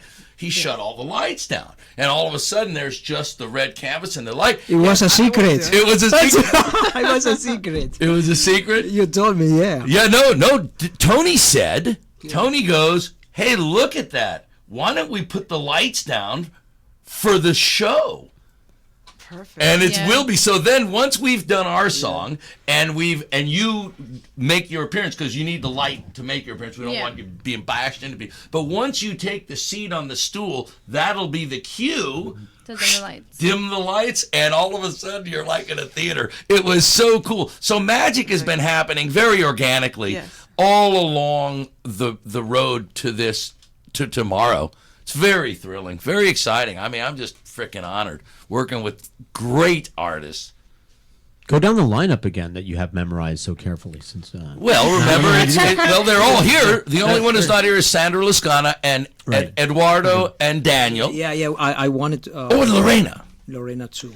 We wanted. When I was playing something about her work, but also I want that maybe talk something about the UOM. The group. Well, we will talk about UOM. Let's let Larry. I was going to say Larry looks ready because Larry looks ready. So let's. What should we do? You look ready and ready. Ready, Freddie. And then we'll do more musical chairs. We'll just keep switching people up. And Ken Wallace Are is you going to. planning on going to the beach when you leave here, young lady? I was at the beach before. Oh, you were already at the beach. That's right. I know. You can do that here. And then we're gonna go back to the beach after. By the way, we're allowed to use the pool in the hotel if you just. Oh, yeah. That's what Florida living's all about. We go to the store on the way to or from the beach. We got sand on our feet. We don't care. It's all right. It's no problem. What do you got, Larry Joe? Is that the copy of the song? Because I don't want to play the same song twice, so I just want to know what you're doing, so I don't. I'm just going to play with Kent, "Hang On Hollywood." Okay.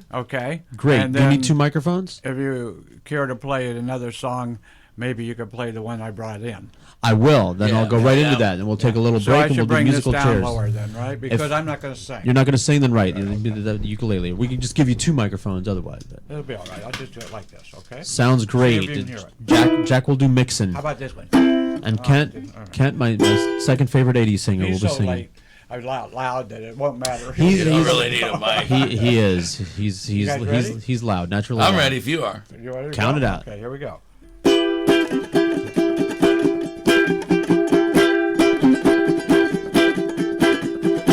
Hang on, Hollywood, hang on to your groove.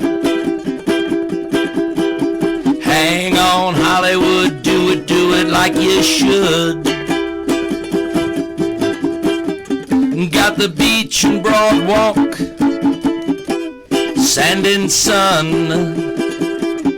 Got some fine little fillies, know how to have some fun. So hang on, Hollywood, hang on to your groove. Hollywood is the place to be.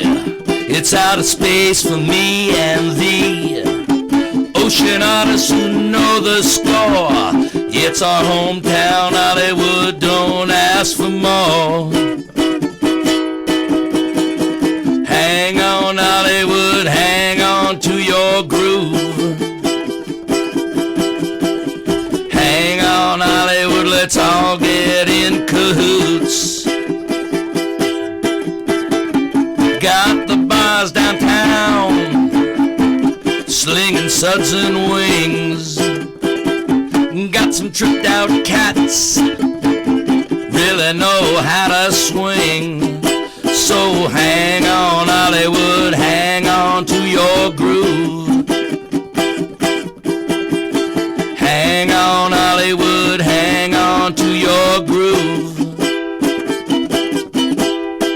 Hang on, Hollywood, hang on to your groove. Woo! Yay! Really missed one change. Larry Joe Miller, and don't forget. Besides, you're gonna have your stuff at the thing tomorrow, right? At the Runas. What are we gonna do? You're going to be part of the exhibit tomorrow, yes? Yes, he's got the right. And the music and the theremin. I'm going down Larry Joe's schedule before we discuss him over here. I'm going to play the song with Kent, and I got some pictures in the show, like "Let Me Look at Your Nook," which is kind of a nice one. Sure. and crannies while we're at it. And you're going to be playing music with the weird theremin playing. I'll be the weird theremin guy. You're the weird theremin guy. With UOM, with the band, which Daniel will talk about in a bit. Excellent. And then, of course, Friday, June 5th, you're going to be on display at the Ann Kolb Nature Center for a month. But June 5th is the kickoff part. June 5th is the reception, snacks, food. And it's your birthday. Kind of. My birthday's actually the day before, but we figured no one would come out on Thursday. So the heck. You're telling everyone it's your birthday. It's roller skating night. Say it's your birthday. There's gonna be a birthday cake. Your free meal at Denny's that way. Pardon? I don't know if they do that. You forget your free meal at Denny's. Denny's. If it's no, your it's a sushi room. Is it sushi room gives you a free meal? Yeah. Free roll on your birthday. Free whole entree. Are you serious? Yeah. What a nice group. Sushi room. It's like the best sushi. It's not just. I think you have to bring restaurant. an ID. Yeah. You get probably carded when you go anywhere. They have a Groupon. Sushi Room has a Groupon right now. But it's not just the best sushi restaurant. It might be just the best restaurant ever. They got Japanese tapas and dishes and everything right here. It's awesome. Right by One Young Circle. Right across the street. Right across the street from One Young Circle. As a matter of fact, when you're sitting at the sushi room, the view is One Young Circle.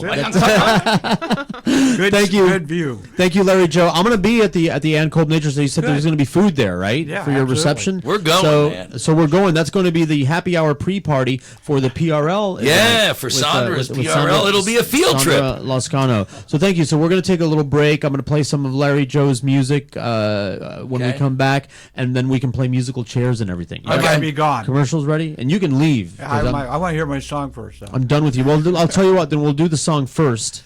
Yeah, all right? And then we'll do the commercial break and come back with another Larry Joe Miller song and take a nice long break. That way we can mill around and mix drinks for Kent Wallace. What's the name of this song? Good Moonshine? Mighty Good Moonshine. Mighty Good Moonshine. Yep. By Larry Joe Miller, ladies and gentlemen. Why aren't I hearing anything over here? Yeah, turn him up. There we go.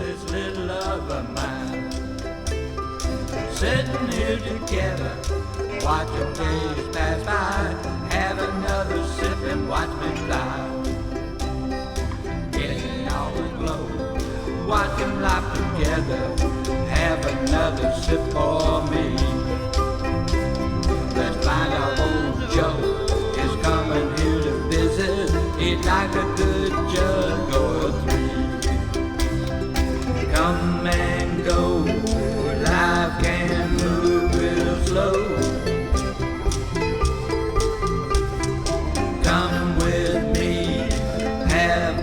sit by me.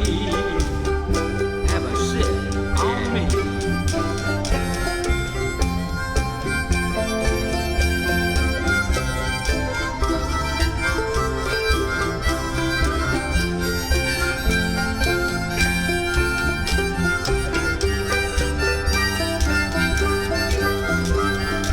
Sitting here on a lovely mountain top, looking at the sunset through the trees. I can sip another kind of moonshine, but you're the only kind made for me. Sipping with straw, feel a moment fuzzy, love the way you're looking at me. Lips so red, leaving nothing unsaid, have another sip for three. Love you so, living life together, have a lovely day on me. The dogs are howling, the cats are meowing, I'd like another day just for me. Get some more, good kind for sure, have some moonshine with me.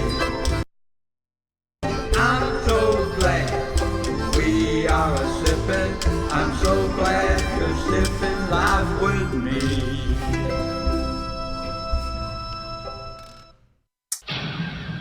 Most important online radio station. It's easier than ever to listen to SoFlo. On the air and everywhere. On any computer, any mobile device, iPhone, iTouch, and anywhere you are, just hit SoFloRadio.com.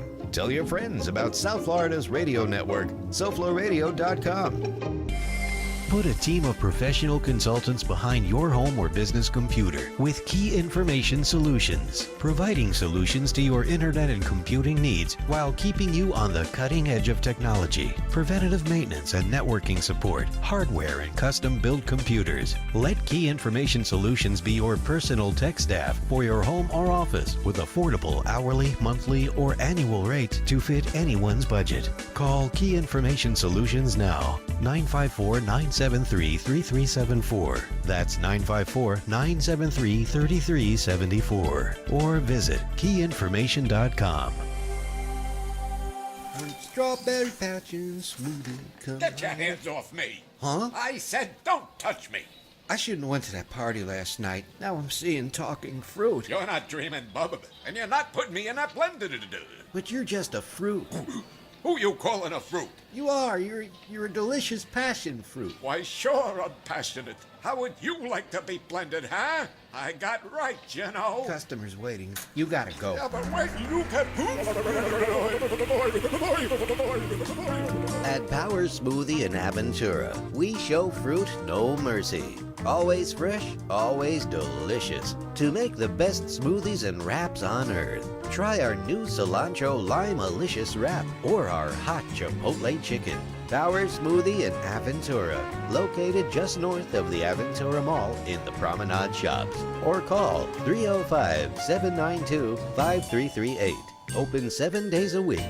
Yoga Gangsters, a Miami-based nonprofit organization, provides free yoga programming to youth and young adults who are either at risk or in crisis. The Yoga Gangsters' mission is to use yoga as a tool to teach youth self-awareness, self-respect, and self-control. If you're interested in establishing a program or wish to make a contribution, contact Marisol at 305yoga.com or explore their website, yogagangsters.org. SoFloRadio.com. Filling the... There's no void to be filled. Filling the ever-expanding radio void.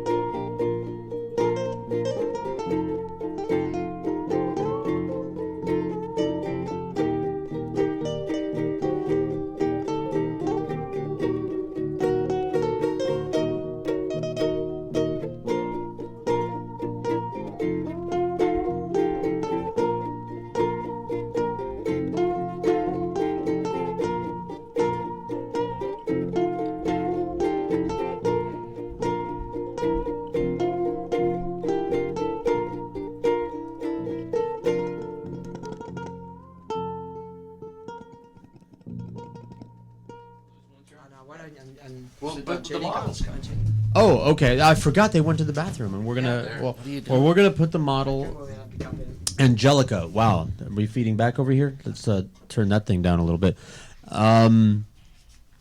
Angelica Prendez, man, they went to the bathroom, so we're never gonna see them again. I hope she comes back because I gave her my entire keychain. She probably just drove off in my car. She might show up in your... She's gonna just jump in the car. She might show up at your apartment. You know, I don't have... My car is so old, it doesn't have any of the beep, beep, beep things. I'm gonna let that comment go. Okay, I doubt seriously. If she goes to my apartment, it's gonna be to rip me off. Oh, there she's back.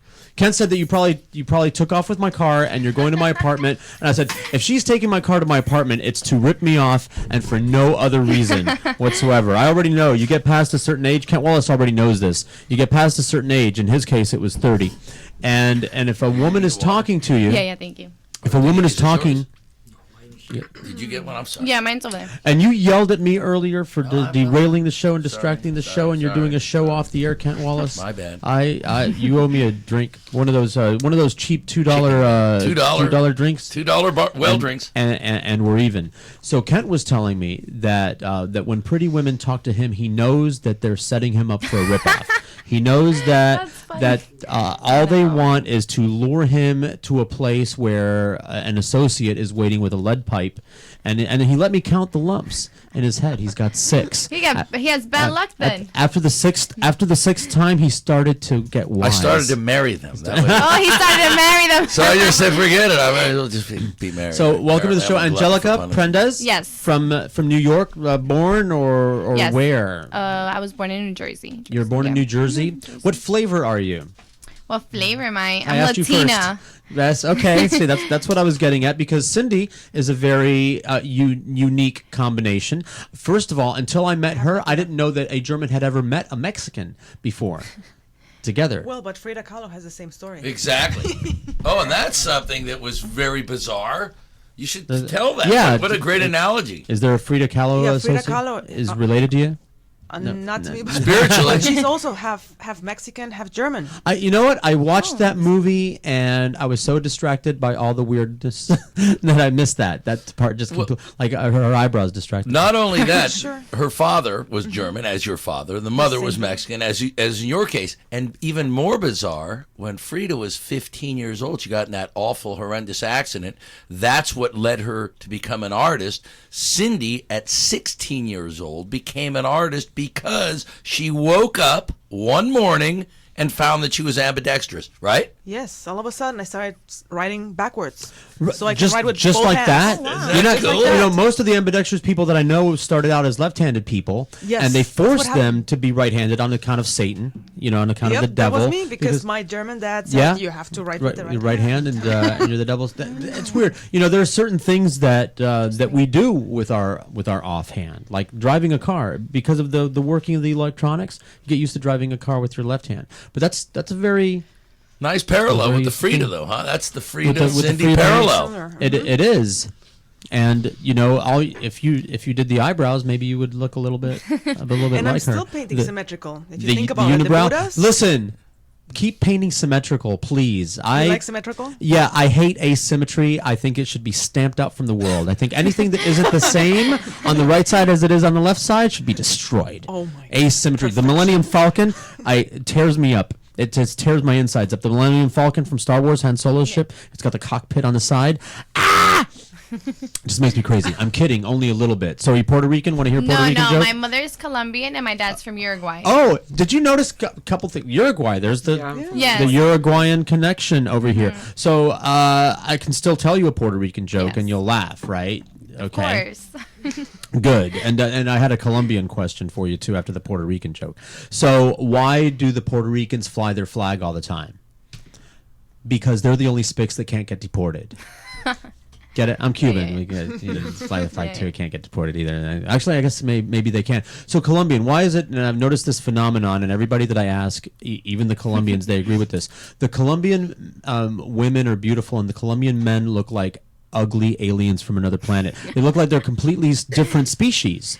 How does that happen? That it's so very selective that way, and you laugh because you know that it's true. The Colombian men look just like horrible. I think if they didn't spike up their hair and use so much gel, they would look better. But even I think that's what it is. The expression on their face, it looks like they were like beaten when they were young. It's a tough town. And their face was town, Columbia. You know what I mean? They've been through a lot of and stuff. their faces healed the wrong way. They're all asymmetrical, by the way. I just want to mention that they all there's no symmetry there in the. But that's why they're well known. I've known a lot of Colombian men and Colombian women. It's like of course the Colombian woman, when you meet the Colombian woman, she's good looking, and if it's a man, they make Kent Wallace look good. And that's why I like hanging out down there. And that's saying something. I got a lot of action how when did I these was in people find Bogota. you? Craigslist? What people? These people. Oh no! Yeah. So the Colombians? Daniel also I come from like a family of like musicians, Uruguayan musicians, and Does anyone play the theremin? No. Okay, do you even know what that is? No. It's weird. It's Larry Joe's instrument. Oh, okay. Have you seen it? Is that what he was just playing? No, that's the one, the ukulele. The one with the electronic. Yeah, but I haven't seen that before. Like after you hadn't seen no, it I hadn't. until that Weird. day. Yeah, to that day. No, it's yeah. it's an old, but it's a very old instrument. Oh, really? Oh, yeah, it's one of the first electronic instruments ever made was a theremin. If you look it up, they apply that kind of technology to a lot of the synthesizers and everything. It's a weird. But let's hear how she got. How did you get mixed up with this crowd? So Daniel kind of he knows my uncle.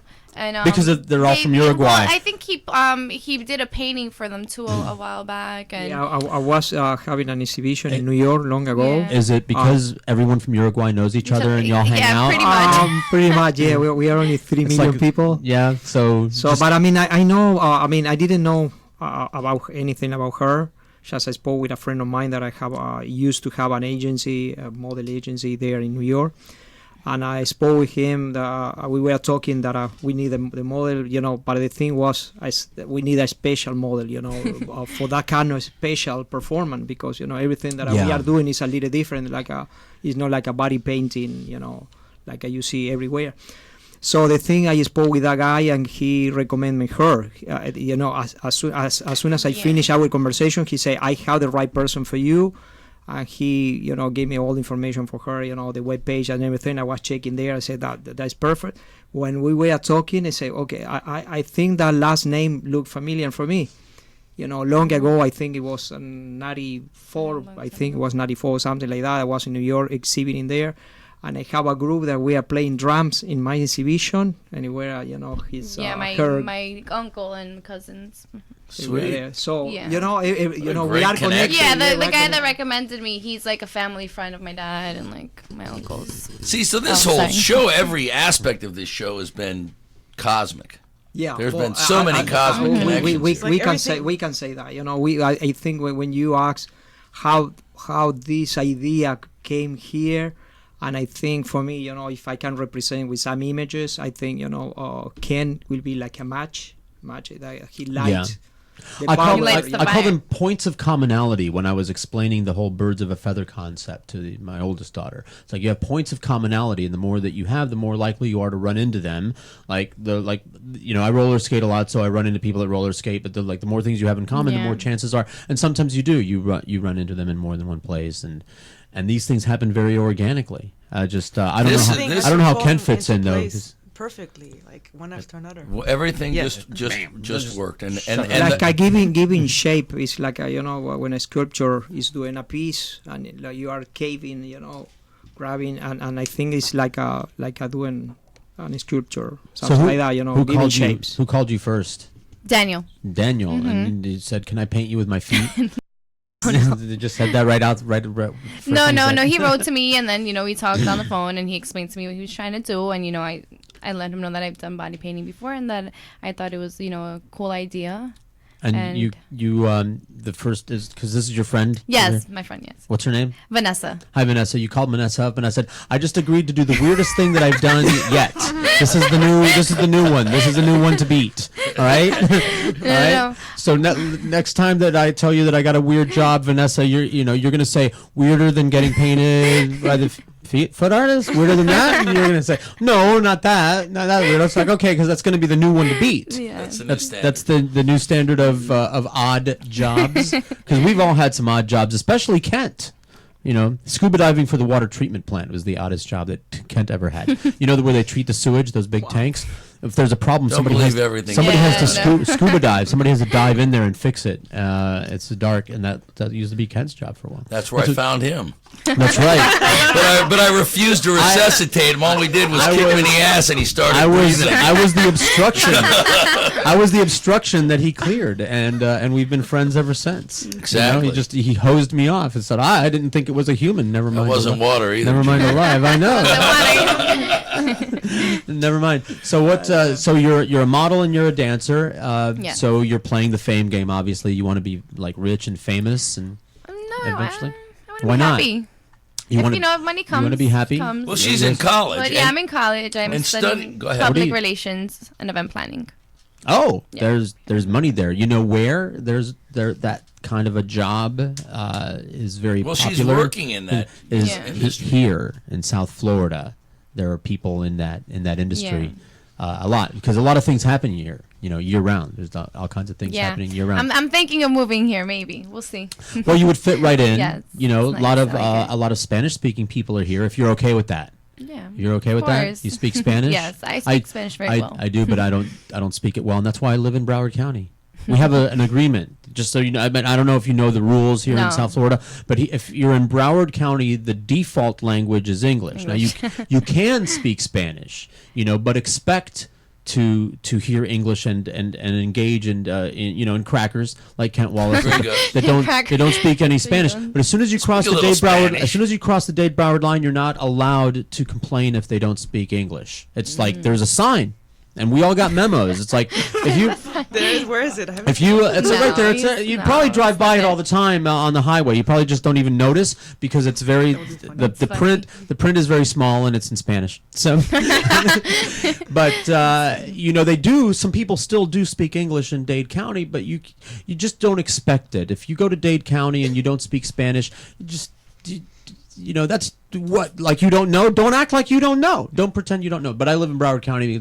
So you're okay. There's Jorge Rodriguez, but the show is in English because my Spanish. I sound like I took like I'm a gringo that took high school Spanish and didn't pay a lot of attention. Yeah. That's I say the wrong things. Although here, ironically, but I do know all of the profanity and the slang. So the important things, It doesn't. Well, when you teach people, that comes up a lot because when you teach people Spanish, and people that don't speak Spanish, that's the first thing they want to learn. Yeah, I think that's in every language. You always learn like sign the language curses. too. When I learned sign language, I asked for all the dirty words right up front. This is shit. Just so So if you ever got famous and were followed around by paparazzi, it's funny because it's true. If you ever got famous and were followed around by paparazzi, would it bother you? I think yes. I think it would. Eventually, I think it catches up. Yeah. Because I think that's would be the coolest thing in the world. But what people forget is that it's a pyramid. The people who are quote unquote famous, who are in show business or the arts or sports, are a very small fraction of all the total people that do in fact make a living in the industry. Mm-hmm. So it's really not something you have to really concern yourself with unless that happens. And with her learning the business side of it, and with your mixed palette between the dancing and the modeling and such, you got you'll be fine. And I wouldn't fear the paparazzi. I'd fear this guy freaking taking a camera the stalkerazzi. Yeah, exactly. Under the dress. That's what I'd worry about. Before you worry about the paparazzi. Yeah. I am a gentleman, Kent Wallace. So I've heard from you. I have daughters. So anyway, we haven't heard anything about her. I'm getting to Cindy. I'm saving Cindy. I'm savoring Cindy because we're old friends already. Because that's true. Actually, Cindy came to the studio, and it wasn't even to do a radio show. Wow. Yeah, she came and visited. And you brought Chef what's his name? Oh, Chef Cornell. Chef Cornell. I got to meet Chef Cornell. His shoes looked very comfortable. He's one of the sponsors. He's one of the sponsors. We need to talk about our sponsors. He's the best chef in Miami. Right. Why don't you tell a little bit about our sponsors? This is what I'm getting into because she came. I met Chef Cornell. You came. You forgot your power cord or your thumb drive or your. Yes, that's right. I came to pick it up. Something. What did you forget? I forgot. Yes, it was a little. It was the thumb drive. It was the thumb drive. She came and picked it up, and I met Chef Cornell, and he's one of our sponsors. And where can I go to give him some of my money? You can just Google his name. Okay. Chef Cornell, and you will find him. Is he There's a traveling chef, or is he a place in? Well, he works for. Oh, that's right. He does private parties. You explained this before. Yes, private parties. He's been Like executive yachts. chef for yachts, and he's been an executive chef for many years in New York City, and now he works. He has his own company. And so you can just hire him. And Cindy, you were the one responsible. When we first started, Daniel had said, we need some sponsors because there are expenses associated with the show. And I threw it on you. I mean, I wasn't gentle about it either. I remember it. I said, But Cindy. thank you, because it was a learning. You said, well, I don't know how to do it. I said, well, go find them. Go get them. And you did. And you found. She did good, yeah. And you got, what, 4 different And sponsors? then my friend Noelia Rosas, who's with Mary Kay. She's also very successful. She just won her second car, which is amazing. I mean, not one, but 2 cars with Mary Kay. I just heard that it's not always a pink car. No, she has. You have to really what type of car she earn the has? pink car. No, but you can have a BMW or some other type of car. That's crazy. Mm-hmm. I didn't know that. But- I'm gonna start selling Mary Kay. But she told me she's gonna get the pink car since it attracts more business. Sure. She's all about that. It's so. like that. It's like for Mary Kay, and then the car that looks like the mouse for Truly Nolan. Yeah. It's very. I think what should the SoFlo radio vehicle be shaped like? Well, a unicycle, because, That's ding, ding, ding, ding, ding. Then you don't have to worry about any other passengers. That went with Mr. Monologue. with one of those safety flags over there. Oh, I'll take that as praise from Caesar, Kent Wallace. It is praise from Caesar. Because you're Mr. Monologuer. Cindy, the print that you gave me, the Buddha thing. How do you make something like that? I use stencils. I use spray. I do also hand painting. Because it looks like layers of things going different on. layers. The actual and it was on a tablecloth, which I think is brilliant. Because it's translucent. That's unique. That's the only one I made. I am so honored because the texture of the tablecloth really creates an effect, especially when you hold it up to the light, which is why I want to get a clear frame for it. I'm going to put it in this window in the studio. I am going to get the frame. Yes, but I love that look because it is translucent. And you can see the shapes from the other side. And it's Buddha. And so does that mean that you're a Buddhist? Or I'm not a Buddhist, I'm just very inspired by the Buddha. It's very positive. I'm right there with you. I've never heard anything negative of the Buddha. No, you know what's funny? Comedy. No, but that's not what I was going to say. Danielle is a Buddhist. It's funny. Every time I meet a Buddhist, they can't explain Buddhism to me, so I read a book. But I know it has to do with Zen. And Zen is all about repetition. That's one of the forms. That's what the show is about. It's one of the forms of Buddhism, but it's a positive message, and it's great. It's a good image. We have a yoga show, so we have a lot of yoga stuff. That's here in right. the studio. I met her. And Zaina, she's great. And by the way, listen to Z Love, Z Nation. It's on every Thursday at noon here on SoFloRadio.com. And you guys had incense in here, right? It smelled so good. Yeah. And we meditate during the show and everything, and that's not exclusively a Buddhism thing, but meditation is an important part of it. You meditate, I'm assuming, and because you're in like you were talking about the it was body cleansing on the inside is what you were talking about before when we were making a joke about my scraping stick for scraping the outside. That's how I got that from Greek from the Greeks. That's how they would bathe. Do you meditate? They would oil up. I do, not as often as I should. I should have a regular schedule, but I work it in. There's some times I'll do that, like what I used to when I've been making some changes in my life, eating better, getting more exercise, and now like if I'm waiting somewhere, like if I'm in a waiting room or I'm waiting for someone to show up for an appointment, I used to get on my phone and do something, do the Facebook or something like that, and now I'm just like now would be a good time to get some meditation or just some breathing. I don't want to like label it like now I am meditating. I just want to sit and breathe. You don't visualize anything because clear my mind. I do visualization. I visualize things. Like when I read the Buddha book, because it is, I thought this isn't really a thing. You can't really achieve a thing, but then I did it, so it is a thing. And I followed the instructions on the Buddha book. In the Buddha book, they recommended that you focus on something like the feeling of the air. Yes. on the hairs of your nose, on the hairs on the inside of your nose, and just think about how it feels when the air is flowing over Become that. a leader. So I'm Steve. You're playing stuff. And so I did that, and sure, you can, if you have something, and that's why they do mantras and things like that. If you do have something to focus on, then you can stop focusing on all of the other things. And yes, it helps. It helps with stress. And I know you're not supposed to use it to fall asleep, but I do. Because when something is stressing me out, and for a while that was everything. You want to not think about it, or you can't sleep. Mm-hmm. You got that. What is it? Somebody posted on Facebook the chart of what's keeping me up tonight. The Jeopardy. What's keeping me up tonight? Embarrassing moments, people that have wronged me, bills I need to pay. All these things that you can't stop thinking about. And you think about what? What do you focus on? I don't meditate, but I visualize. Okay. Especially in the morning. When you wake up. They say it's the strongest, sure. The first 5 minutes when you're waking up. Your brain is booting up, right? Yes, and basically you're like more connected to the universe. Okay. And when you visualize whatever you want to attract into your life, if it's... So I should visualize money.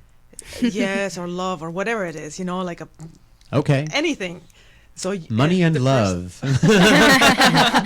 A beautiful girl bringing with a basket of money. That's what I'm going to visualize. When the feelings are the strongest, and it's all about... feelings, So what do you visualize? Anything. Anything. I visualize the show being the bomb at the moment. I'm sure it's going to be. It's going to be. And besides, because the Buddha thing is great, but when we were showing a slideshow of your stuff before, you're all over the place. Your work is all over the place. You just It is. Why don't you just go through some of the forms that you do, and what are we going to see at the art show tomorrow? Well, it's going to be mostly Buddhas. It's going to be 80% Buddhas. Okay. Only a few paintings. It's going to be a little bit different, like something sexy. Okay. Actually, then we got a theme going on over here. I know Ken Wallace is involved, and he said, I got to sex it up. Absolutely. But yes, basically it's going to be all Buddhas, and even though it's all Buddhas, but each one has a different meaning. Okay. And I'm a Reiki master, so... the chakras in your body. So, for example, some not of them... by name, but, kind of know where they are. Some of them are inspired by the solar plexus chakra, the crown chakra, the throat chakra, all of those. Okay. Mm-hmm. And so besides, because I've seen an example of your Buddha work, the one that I have, besides tablecloths with texture on them, what do you use? On canvas, on canvas? Wood, okay. And also a synthetic material as well, combination. So I do use different type of materials. Okay. Because I guess the tablecloth would be an example. Yeah, I'm going to continue with those tablecloths. Of a synthetic material. Well, I mean, you must have more, because... The large Buddha, she has how big is the largest canvas of the big Buddha. 4 feet by 5 feet. Is 4 by 5, wow. And it is in a place that overlooks. I mean, so it's Buddha is sort of the figurehead, the bow spirit of the show, looking down upon your canvas, overseeing you, and with a view of everyone. He's got a view of the entire room, and it was wonderfully set up that way, and that was a conscious decision we all made collectively. The show was hung with a very collective spirit. It was quite nice. It doesn't often happen that way. Sometimes somebody has to take the bull by the horns and say, we're going to do it this way, because no one ever agrees. No, it was amazing. But in our case, everything flowed quite nice. Yeah, I think for me, the word that came to my mind all the time with everything what we are doing is interaction, right? Interaction between the team that we create to do this event. And it's worked fabulously. You should talk a little bit about the boys, because they haven't gotten any juice yet. The UOM, Daniel and Eduardo, because they've really been, well, they're not here, but they're such a huge part of our event. Yeah, well, I met them. I know Daniel. He's an artist too. Besides doing his music, he's having a studio in the art center in South Beach long ago. He had a studio there. And I met him maybe 25 years ago. I know his work, and we become friends because he's an artist too. And also we share, beside the art aspect, or artistic aspect, we share the music, I know he loved music. I love music too. And also he practiced Buddhism too. I met him in some meetings, and we were talking about. We have many things in common with him. And a couple of years ago, he created that group, UOM, with I mean, at the beginning, I think there were 3 or 4 people, and now there are only 2, Eduardo and Daniel. And they invited me a couple of times. I went to one of them, I was at Tobacco Road, there in Miami, and they were performing there, and I saw, wow, that is amazing music. And I told him, I started my feet painting, it was around 3 years ago, and I wanted to perform with him. I said, maybe one day we can do something together, because as soon as I was listening to the music, and I said, sound good for me, it's inspiring. And finally we did. I was invited the last year in Miami, the Nina Torres Gallery, and I invite them. I have 4 days. They have a festival, art festival there in downtown, and they gave me 4 days for doing my performance in the gallery, and I invite them, and we have like 4 days in a row, and every day was like a different energy. And they stay busy. They've toured. Oh, yeah. I think it was 100 shows over the last 2 years, and everything from music festivals to... They already came from New York. They just got back from New York. So there are new music festivals and in clubs and bars and you name it, and house parties. So, yeah, and the way that they so seamlessly integrated Larry Joe... That was amazing. Because they didn't know each other, let alone play with each other. And Larry Joe, I don't think, has ever played with anyone else using a theremin. He uses it when he dubs, when he makes his tracks. He plays everything. He does the ukulele or maybe a little guitar, the bass or whatever. Yeah, I was trying to explain you. We have a conversation with Kent a few days ago. We were talking about the 2 kind of musician. One, I mean, good professional musician. Some of them, they want to follow some rules.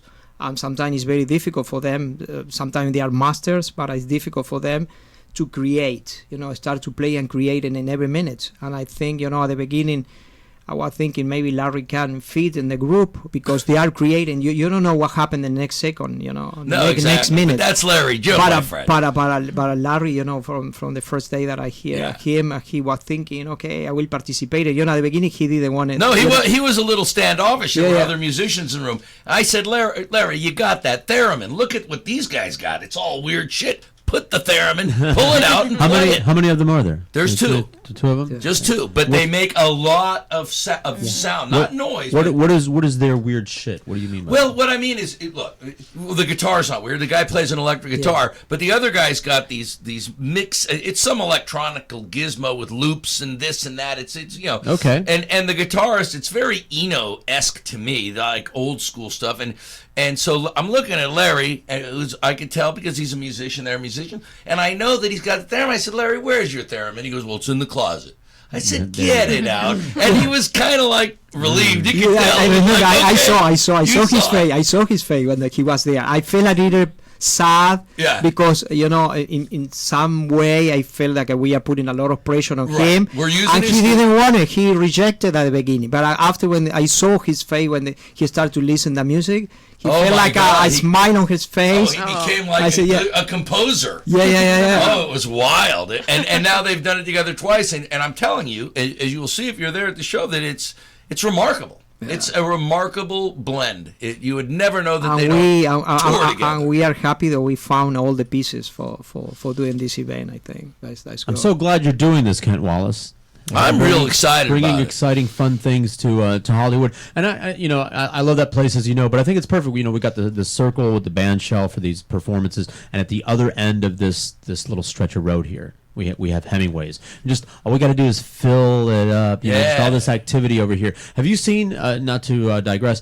When are they going to start the construction? You saw the plans for what they're doing over here for the street, this 3-block area. They're adding more trees, creating a bike lane, something like that. Have you seen that? Is that right here? Here. I thought it was for up and down Dixie Highway. I saw in one of your competitor papers. I think the Hollywood. We have no competition. You mean another paper? Not nearly. Call it a competitor. Not nearly as funny. I saw it in some other rag that the plans for the street more tree cover or something. They could, if they just turn this into a walkway promenade, that would suit me fine. But that's what I wish they'd do on Harrison. Yeah. That would help Harrison so much. Can you imagine if Harrison was a promenade? Yeah. And then the galleries I think it makes sense some? to put it here and have all the galleries over here, and instead on Hollywood and on then Harrison and Tyler you part. I feel bad. That's where you part. You park there. All right. Oh yeah, because restaurants you and everything. But the promenade, because it's central, and then that way you have 1 block north and 1 block south. You have the street traffic and the fairly party. tree lined. I thought what they were talking about, from what I saw on plans, it was more Dixie trees Highway and bike lanes over here. Well, there are plans all over South Florida. There's something big planned for and things are going on, and then never mind that. Well, we're gonna do all we can to keep this a cultural bastion. And when the city I like the city, and if they asked me at one point at an art walk meeting, well, why don't you get involved with helping direct our thing? And I basically said no thanks, because at the end of the day, what is their thing? Well, working through the city on their art walk, say, or whatever, as you notice, this show has nothing to do with the art walk. It has everything to do with Hollywood. It's a Hollywood show with mostly Hollywood artists. And the fact of the matter is if you don't, the government people cannot create art scenes. They can facilitate them, but they can't help them. And I would never work for them, because all they'll do is bring me back down to their stupid level. All due respect. So we're doing this guerrilla. We're doing it organically with all the artists. And all I had to do is light a match, and wow, the flames just soared. Like when you fart, all you got to do is light a match. Light a match. That's it. He's lighting matches all the time, so there's a lot of opportunity for the creative spark. Yeah, I had to get lucky one time. The creative spark to get ignited. Well, I think there's more art in Hollywood than the art walk itself can just merely represent. Exactly. There's way more. I would hate to think that the art walk is the only art-related activity going on in Hollywood. I mean, Larry, who's not here right now, it's constant. He's got a one-man art scene going on down there all the time. With the gal too, though. With God, what's her name? Brenna Baker. Okay. At Hollywood Hot Glass. Between the two of them, they are Hollywood Hot Glass. Hot Glass, is that the glass? Yeah, that's the glass place. I mean, this gal generates press. David Chihuly. She's been called the heir parent to David Chihuly. I watch the shows down there. They draw a crowd whenever they're having live music. Exactly. Those two really do well, and that is something that was created by the powers that be. So I give it up to them. But the powers that be don't have stepped back and let these guys run their shows. You know what I mean? I went to the glass blowing and asked them to make me a bong, a bubble, and they said no. Yeah, I don't think it's a horrible thing. I just noticed that your name is on here. It says host. Yeah, my name is on there. Kent Wallace. I made the final cut. I'm so proud of you. I'm so proud of me too. That from nearly homeless drunk. Yes. Now I'm only a drunk. I mean, I got an apartment, so it's not bad. I'm halfway there, but I don't plan on ever being sober. So I guess I've reached my pinnacle. I visualized it. It's too late. I wake up in the morning and I think of a drink, and I'll be goddamned if I don't get one every day. It's beautiful. I thought you woke up and you visualized being sober, and then Daniel didn't think I was Buddhist. Not Buddhist enough.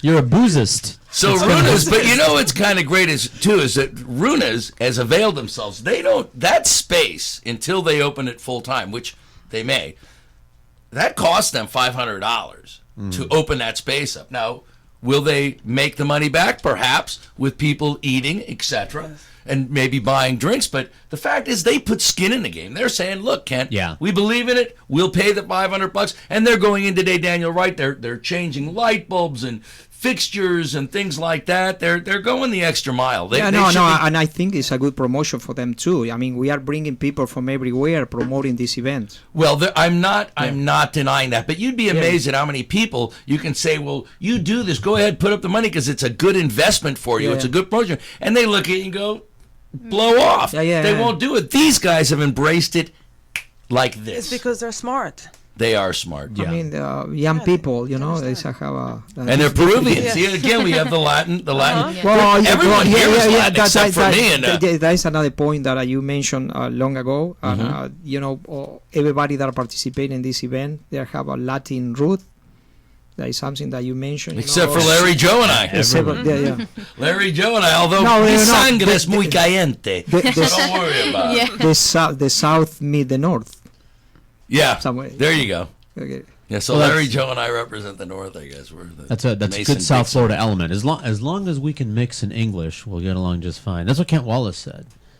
Everything over here. Well, it's too late for me. I was like kidnapped by rednecks, and by the time I escaped, it was too late.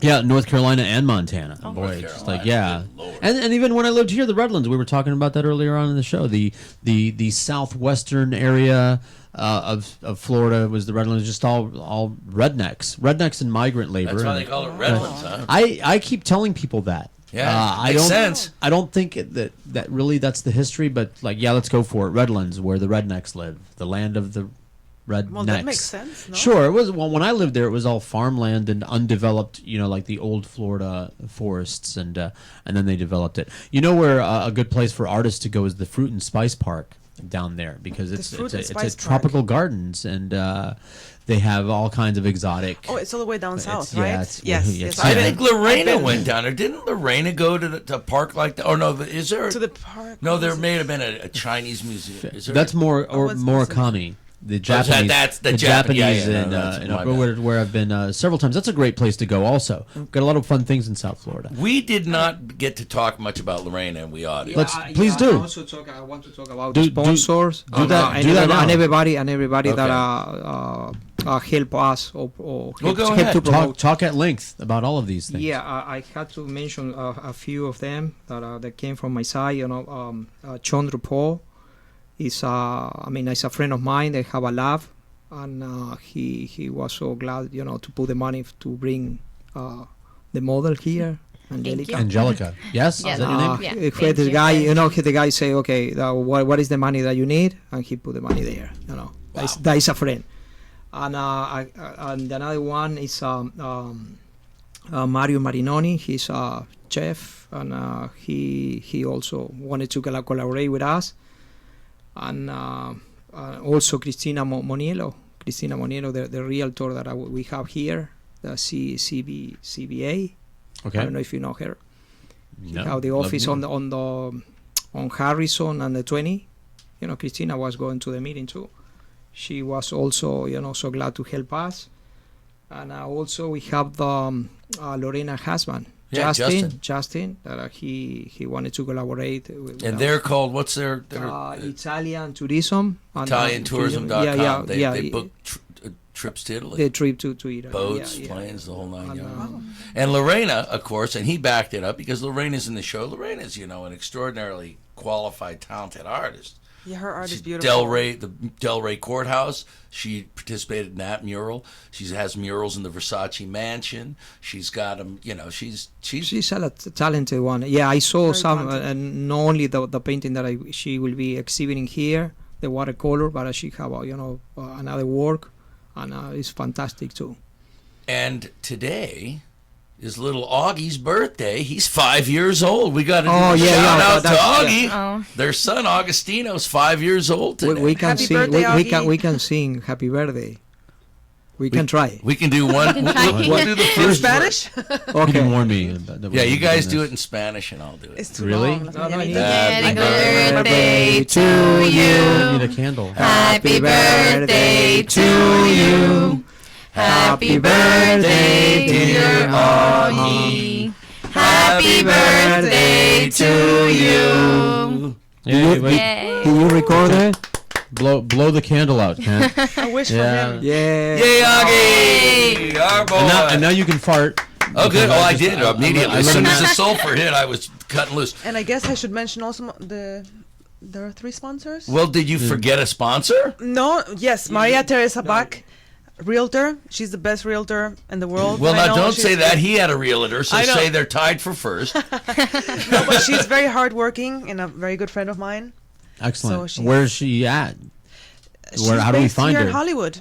Here in Hollywood? Give her info out. Beachfront Realty. Okay. Her name is Maria Teresa Bach. Is it just the name of the company, or does she have Beachfront Realty? No, that's the name of the company, Beachfront Realty. Okay, but she would know but maybe yes, about. She can get you Beachfront Realty. Because here's my dream. I'm scaling back. All right, my full on dream is being homeless, but I'm scaling back from that to having a modest home. Like this has been a fantasy since I was a young person. I think in my teenage years I started thinking about homeless as a lifestyle choice. I met people who were. And it really sounds appealing to me. Being where you want to be for as long as you want to be there, and then leaving when you want to leave, and going to wherever you want to go, and staying there for as long as you want to be there. Homeless people here, they have a good life. I noticed that when I came from Germany over there in the winter, I felt so sorry for relatively them. speaking, it's a great way. It's a great place to be homeless here, and because you can just be at the beach all day long, which is what I want to do, which is why I'm not doing shows very often. Is because the beach is right there. It's 10 minutes away. I know right where to park. Because you're new, but if you hang out a while, I'll point out on the map, because Kent's expecting me to say I'll take you there. All right, I'll just point to the places on the map and let you go so that Kent can mash. Then he'll know exactly where you are. See what I'm saying? Don't trust this guy. The binoculars You go right here. Stop interrupting me. The binoculars are in the drawer right next to you. It's funny because it's true. Open the drawer. Oh, are they really? Yeah, they're there. They're here. Sure. I call those my Angelicas. Oh, we have you've seen Hollywood Beach where all the action is, right? Yes. Well, north of there is the park, and then north of the park is the stretch of beach which I call Locals Beach, where you can always find a parking space, and the beach is, unless it's like a holiday or the weekend, you got the beach all to yourself. But not anymore with the French Canadians. Well, the season is on a weekday. Locals Beach is empty, and that's where that's the unofficial topless beach of Hollywood. I didn't know, but that's in that stretch over there because there's nobody there. All of the European tourists, it's just I don't remember what day it was when it became official. If they put a memo out or something, the dog beach is there where you can take your dog. There's a 4-hour stretch of day. I don't like that. You don't like the dog beach? I'm not a big dog guy. My family. You don't like dog on the beach? I see people walking on a dog and they got to carry little bags, pick up. Yeah, I don't get it. But anyway, the north of the dog beach, and that's, by the way, that's where the people do the kite surfing and everything too, because you can't do it in front of the businessy areas, and also north of the business areas where, technically, because we were talking about this, technically you can't take your own food and beverages on the beach if you're in front of the business areas. They have signs there. They want you to buy the stuff from the bars and the clubs. Of course, I take a cooler that's bigger than me to go out there. You're not going to stop me. But at Locals Beach, it's pretty much empty. And then even further north, if you really want isolation, there's the John U. Lloyd Park. So these are really nice places here. You don't have to leave Hollywood. And it's awesome, and that's why I don't do I'm doing the show just for Kent and the art scene in Florida. He came today. back because he would be. I would be at the beach today, there. So we both gave up the beach. You sacrificed your beach, although she did her beach. Yeah, I did, and I came. She's wearing her swimsuit right now. I came straight from the beach. She's heading back. Kent told her, "Hey, wear your bikini," and so you said, "Yeah, okay." Oh, it should be so easy that anyone ever listen to me. That's all right. Listen, you've got your wars. I woke up this morning and what did I do? I visualized. Bikini, and here you are. Whoa! So there you have it. It's simple stuff. I like that. Magic. So you should be pretty excited in a way, I would think, darling. Very that excited, you are working with these. Your first show, and you're working with these established artists. I mean, the artists you're working with are not just any everyday artists. This is something very established artists, right? And Daniel, you think her work fits right in? Would you agree? Yeah. I met Cindy the last year, a year ago. She came to the Art Center 2020, and she asked me to participate in the exhibition that we have there. She brought 2 pieces, and I like her work. I met her there, and I know all the potential that she have there. Yeah, Daniel, he's helped me so much. Along the way, Daniel helps her. He is the James Brown. We did the hardest work. I see it all the time, and he really likes that too. He didn't know much about James Brown until I wrote that. Right? Yeah. Then you. No. But I was reading about him and something that catch my attention about the musician, and the way that he was working in that kind of business. Right. Because most of them they are so I don't know.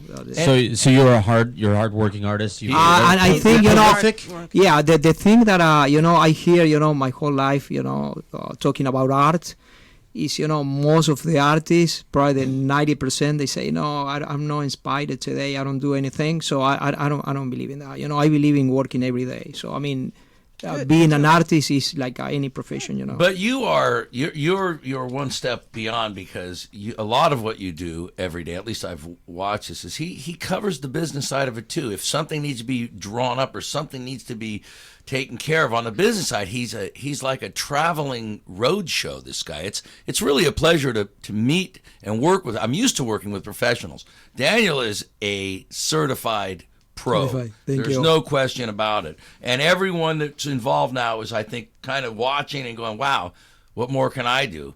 And, it's kind of cool. How do we measure up to, the New York cats? No, yeah, definitely. We all right? Of course. You guys are very professional, very, Even Kent? everything. Yeah. No, all right. Is he paying you to say that? No. Yeah. Visualizing. Because he will pay us. No, you didn't have to pay me to say that. Yeah, I had to say something to different Ken. He's a hard worker, But it was a pleasure for me too to work with you too. I've never met a more functional drunk, honestly, than Kent Wallace. Anybody else would be unconscious, and he's still going. He's like immune.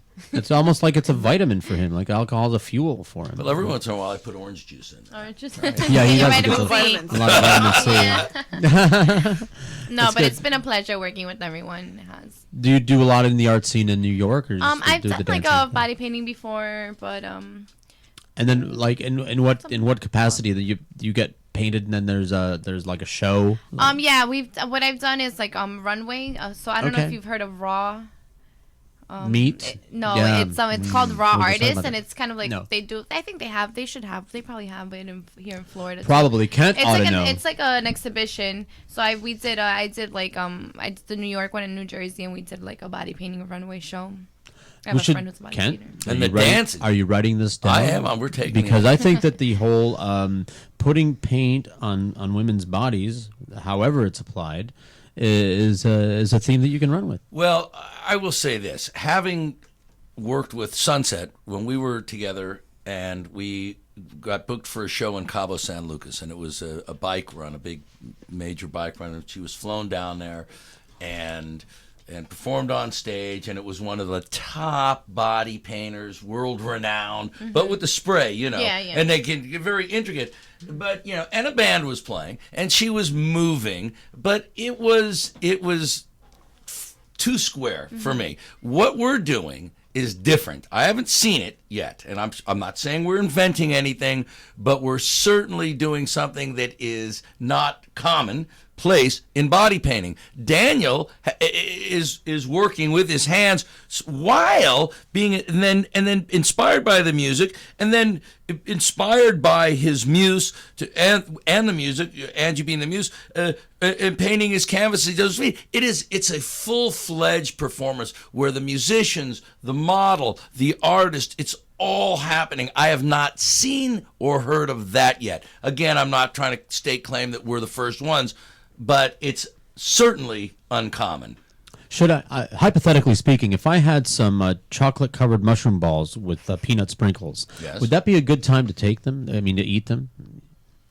I'm talking magic. You mean at the show? Magic mushrooms, yeah, at the show. Oh yeah, would that be a good event for that with the theremin music and all the colors and everything like that? And when she moves, she's a professional dancer. Because understand something, when I go to that place, you understand that's where they used to have the raves here in Hollywood. The previous, it used to be Club Exit. So the previous thing before it was shut for a while. But before it was shut, it was where the raves were.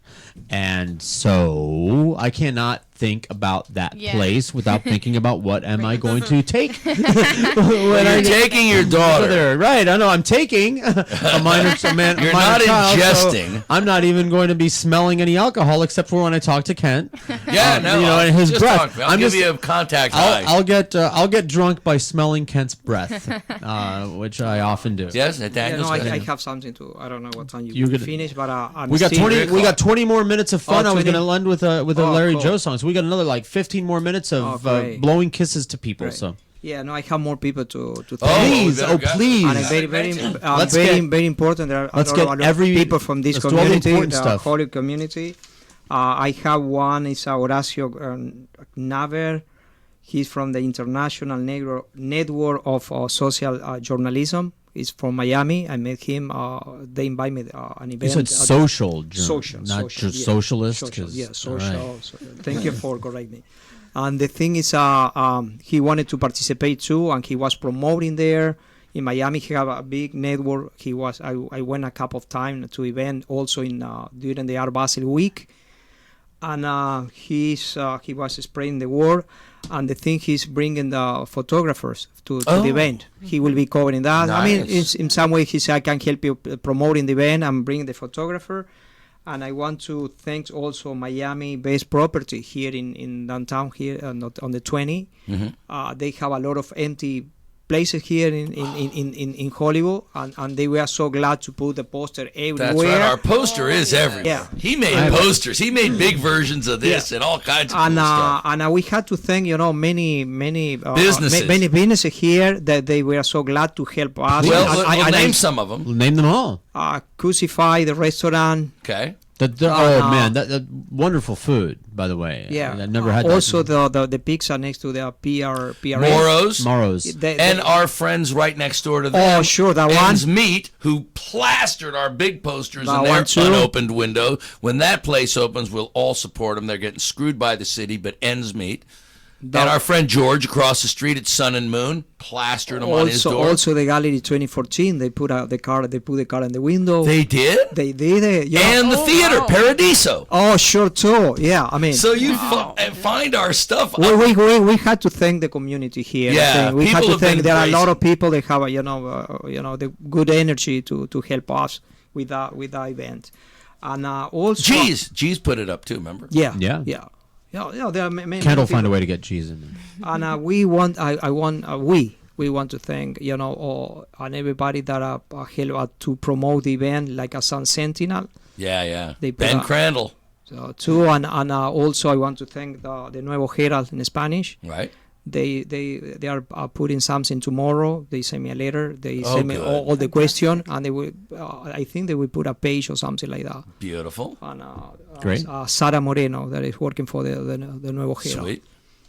And George. Awesome. And SoFlo Radio. SoFloRadio.com. Please, you are on the top of the list. Thank you. Well, I'm a real believer, and I have my own selfish reasons. It's not just a favor, but obviously I'm here. I chose this location for the studio because look at this block. I mean, I know you probably, since you've been down here, South Beach and Fort Lauderdale and Los Angeles, and I make that face because South Beach is great when you can get there and find a place to park that isn't going to cost you an arm and a leg, and then everything is going to cost you an arm and a leg, and you're going to be standing in line everywhere you go. And I have friends that live there, and it's just like I started hating going there more and more. And Fort Lauderdale, for the yachtsmen, it's fine. Sure. It's fine for they don't let Kent Wallace in there. They had a problem. He's not welcome in Fort Lauderdale.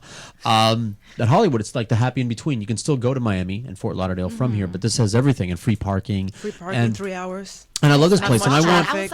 I know. Awesome. Isn't it weird? Like in a place like this, like the only other place that has free parking, you got to go out into the middle of nothing's going on there, and then you can park. Then you can find some free parking. What's going on down there? What isn't going on down here? But do you hear that noise? The din, the commotion. Like we always have adventures here in this building. People are listening to the radio and they want to say hello. Oh, they want to get up here. Yeah. It's like a Those are the bodyguards. It's the paparazzi. Paparazzi. They found us. They found you. They got my text. They heard my tweet. I tweeted, "She's in a bikini." Are you coming? Is Jack Frost coming to our event or not? I don't know. You are really? Great. Jack, you should bring whatever you guys. If you guys have any promotional stuff, because the crowd that's going to be there, I'll bring and some we are going to flyers. have a table. You could put some I'll promotion. put some flyers out. Put some flyers out. I mean, look, these are people that are perfect target for SoFlo Radio. But this is a cool street. This 3-block stretch here, actually, and I've even the been block here north and the before. block south, restaurants, bars, never a dull moment. Fun things to do. I highly recommend that later at night, like if you're bar hopping here in Hollywood and it's getting like later and you got your drink on, you're already pretty buzzed, and before you bug out, hit the octopus. Oh yeah. Well, no, we have to mention Octopus because Mac has been handing out flyers left and right. Yeah. But like that, You make reminded that, him make to that go, the right? last stop, because the Yeah. later the later the weirder at the Octopus. The Octopus just gets weirder and weirder as the night goes on. Like On Wednesdays it's It's a bar. It's almost next and door. go in deep because it's kind of like long. Like you go in deep towards the back. It's weird. They have go-go dancers since you're a dancer. A lot of trannies. The go-go. Not that kind of dancer, but yeah. No, but it's cool. No, it's not a strip club. It's not a strip club. They're go-go dancers. They're wearing No, it's a funky tassels. Cool. The Octopus is one of our hangouts. It's we love the Octopus. Weird. Everybody's in there like bikers, black people, rednecks. It's a great. Just everybody. It's just like there's no trannies. It's like you know what it's like the Star Wars cantina. Like everybody's a different race. Yeah, everybody's like there's no one. Yeah, there's not bad vibes. No, yeah, and it's fun. It's fun. We usually go there when we're all good and pleasant. I'll go to the Octopus before we leave. Let's see what's going on at the Octopus. It's all about the atmosphere, and it's got like one of the many. I'm sure you've seen them. One of the things that I love about Hollywood and Hollywood Beach, the walk-up bar. It's not just Key West, but you can just walk up to a bar and get a drink. Yeah, you know, and sit outside. Actually, it's top secret, but if you go on Saturday, what? You go on. It's top secret. If you go on Saturday or Sunday morning, when Mac is behind the bar, he's the bartender. You can get breakfast there. Yeah, he makes the best. Oh yeah, sausage, Saturday, bacon, eggs, Sunday potatoes. Yeah, sandwiches. Mac. Oh man, is Mac? But he has to like you. Mac's the man. Is Mac the weird-looking guy or the mafia-looking guy? Mafia-looking guy. The bald guy? No, not the bald. He's like well dressed. His hair's back. There's the one guy who wears the crazy hat. Who's like a hippie. I think I saw the guy that owns it. He looks kind of like Vin Diesel. He was wearing a white suit and a cigar. Mac looks just clean and normal, right? Yeah. But he works almost every day during the day. He's essentially the daytime bartender. Right? Okay, I know the great creepy guy. He's the only one who cooks. Who's the creepy guy that works at night then? Who kind of looks like Igor? Yeah, I know who you're talking about. I don't. Yeah, he looks like don't know them creeper. Creepazoids. They have those in New York. I think he's part right? German. Yeah. Really? Are you serious? I don't know. You know who I'm talking about though? Creepy guy. Dirty hair. German guy. Looks like he's got dirty, greasy hair. No, with the long, scraggly hair. No, not long, scraggly hair. Oh, no, because that's I keep forgetting. Oh, he's a pirate, no? A pirate? A pirate. we have karaoke pirates. night on Wednesdays. And he sings. Does he? Our matey. I think so. The one with the guy with the hair. Yeah. So Octopus we love. Yes. We love Octopus. G's for the same reason, because when I go to G's, it's also a mixture. Why are you off mic all It's of a a sudden? mix of everybody.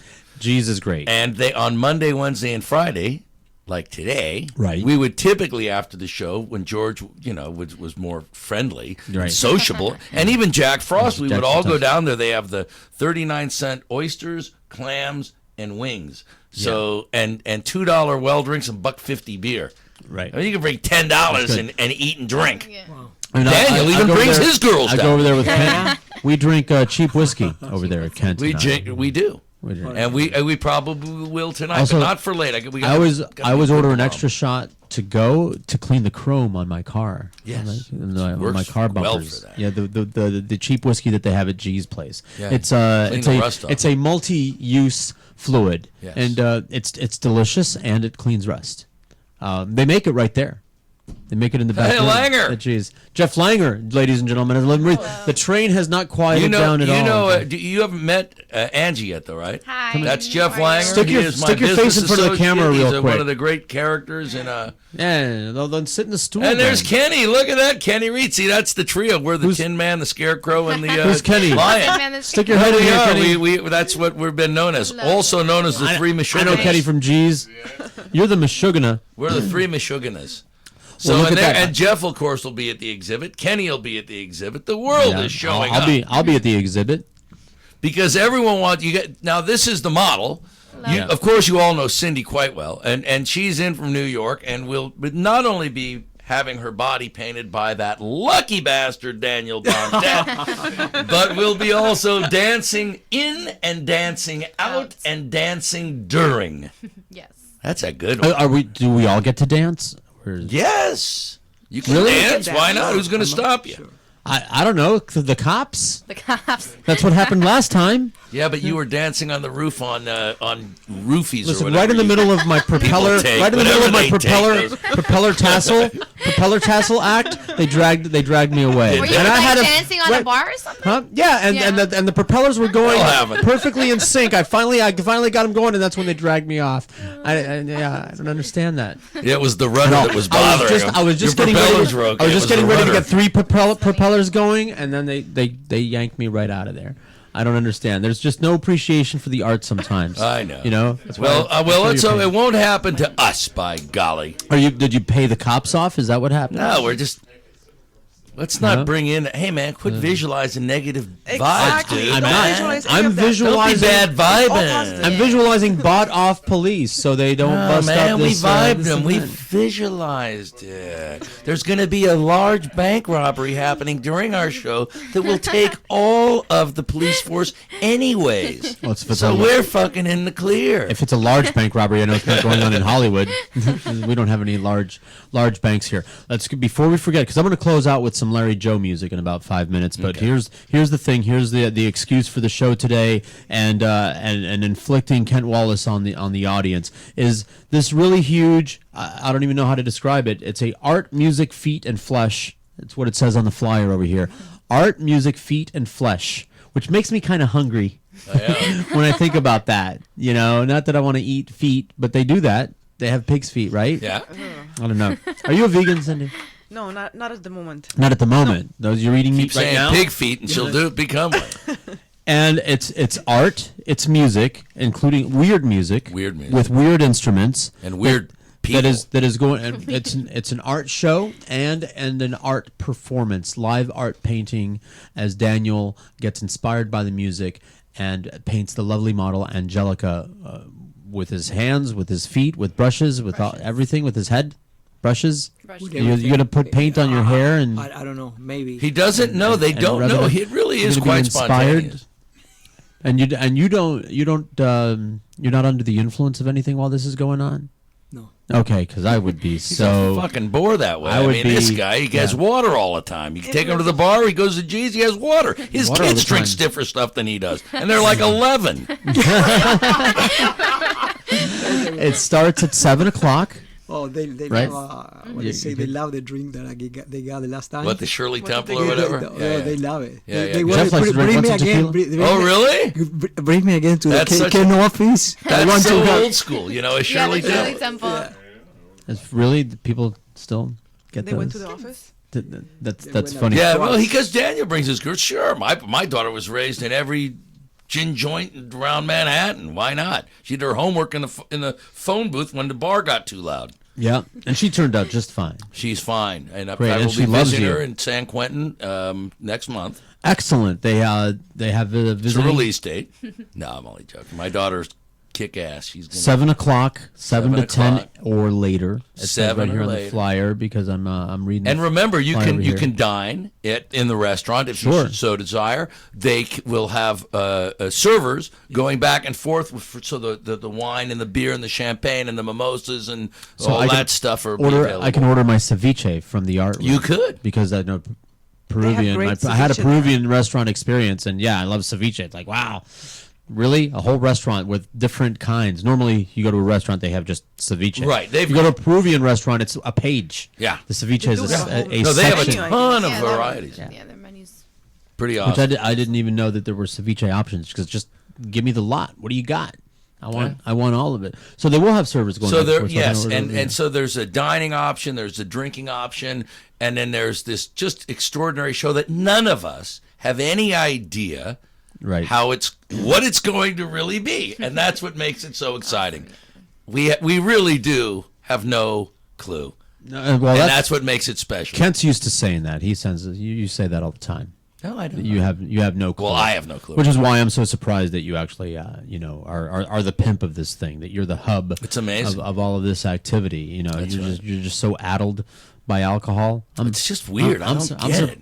Your friends. Well, that's why I can't sober up. God knows what would happen. We're all surprised. What the hell? What would happen? You'd probably die. You're like. That's what I'm afraid of. Buoyed. You're just so pickled. That's the preservative for that's you. It, baby. Your friends are amazed you can still walk. It's shocking. But you know what? If I lived in a bar, I wouldn't have to walk. Remember that. How am I going to get the fucking drink if I can't walk? Because I don't live in a bar. I recommend moving to a bar that has a basement and living in the basement so you can stumble down the stairs. Well, I told you, I tunnel in. Because here in Hollywood, we have bars with apartments up above them. Right. That's not good for Ken. He can't stumble upstairs. No, but I could get a giant straw. That would be awesome. Look at that. and get sucked. Knock 'em dead. Sucked up so the stairs. we're pumped. We're fired up. We got a great show. We are. Got Cindy with her debut, and it started around Cindy. Really quickly to say is initially I had said, because I did the show with Sandra and Ashley, and so I said Cindy because Jeff. I met Cindy through Jeff, and she's an artist. She should do a show, and then we got to talk. Remember when I first came and saw your paintings,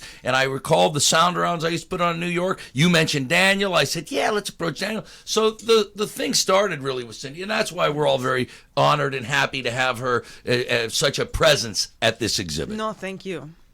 Excellent. Well, she deserves it. I've seen her work, and besides, she knows how to butter people up. She brings gifts and shit. Larry Joe now is pissed off. He's got to bring him something. Yeah, I'll be like, you got to bring them something. Oh yeah, yours good. Actually, Thank you for the Daniel gift, will just visualize something. Daniel, you can give me after you paint Angelica, you can gift her to me. How's that? Here's an example of the work. There My work. you You go. wanted some artwork. Don't worry. I'll let you out of the locked room. A couple times a week. Let you go to the beach. It won't be so bad. Cool. Do you like As long as I cereal? can go to the beach, Do you like cornflakes? She's ready to go to the beach. This girl wants to get to the beach. I would be at the beach right now if it weren't for this show. But I love doing the show with Kent Wallace, even though he's he is what he Tyrant. is. You've already had the Kent Wallace experience. Freaking tyrant. He's an ogre. He's a tyrant. He's a bloviator, but he's a talented guy. He's a mover and a shaker. Well, no, I know how to find. I surround myself with until he gets that people. first drink of That's the day. what I do. He's a I shaker. surround And then he- myself with power. And then he studies out. And I got to thank him forever for introducing me to wonderful people. Cool, bro. Like Cindy Podgorski. Well, thank you for and, being here. and, So and far, Daniel radio rocks. and Angelica and of course you introduced me to Langer. Jeff Langer over here and Right. Larry Joe Miller, who's an Larry inspiration Joe Miller, forever. baby. I'm going to play some Larry Joe Miller music as we speak, by the way. All right. We're going to close the show with some Larry Joe Miller music. Don't forget Runa's, which is in the old Hemingways, just north of Hollywood Boulevard. It's actually Hollywood in what, like Thailand? Polk with an L. Right? Polk with Yeah, an it's L. Polk. Dixie Highway on the right-hand side, just north of Polk Street. Oh, good. It is going? It's creeping up slowly. The Larry Joe track. Yeah, I don't know what track it is. I'm just firing one off. You can't lose. Can't lose with Larry Joe Miller. Runa's / Hemingways. Hollywood. Tomorrow night, oldest, baby. coolest place. The only other building that's as old, if not older, than Hemingway's in Hollywood is this one here. Oh yeah, right. Where we are right now. You guys were probably around the same time. It's so Pre-1920s. similar, huh? Yeah, there's a reason for that. It's not. You know why I have the studio here? They wouldn't allow me to put it in Hemingway's.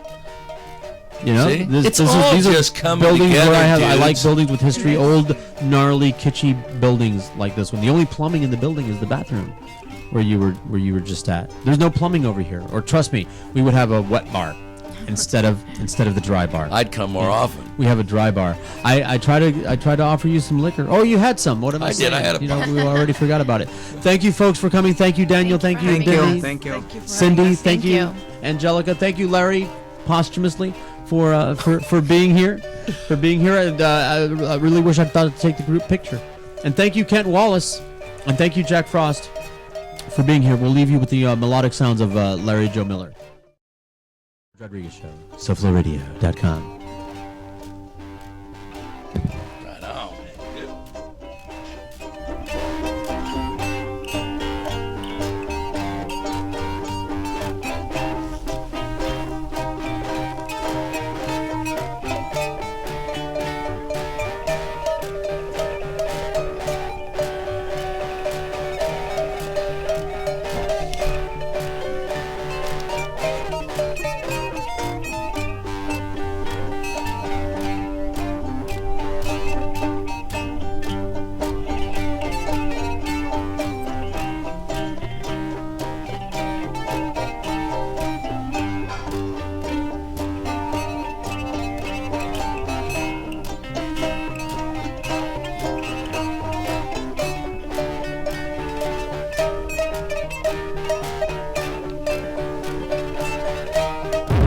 Broadcasting from the heart of downtown Hollywood. This is SoFloRadio.com.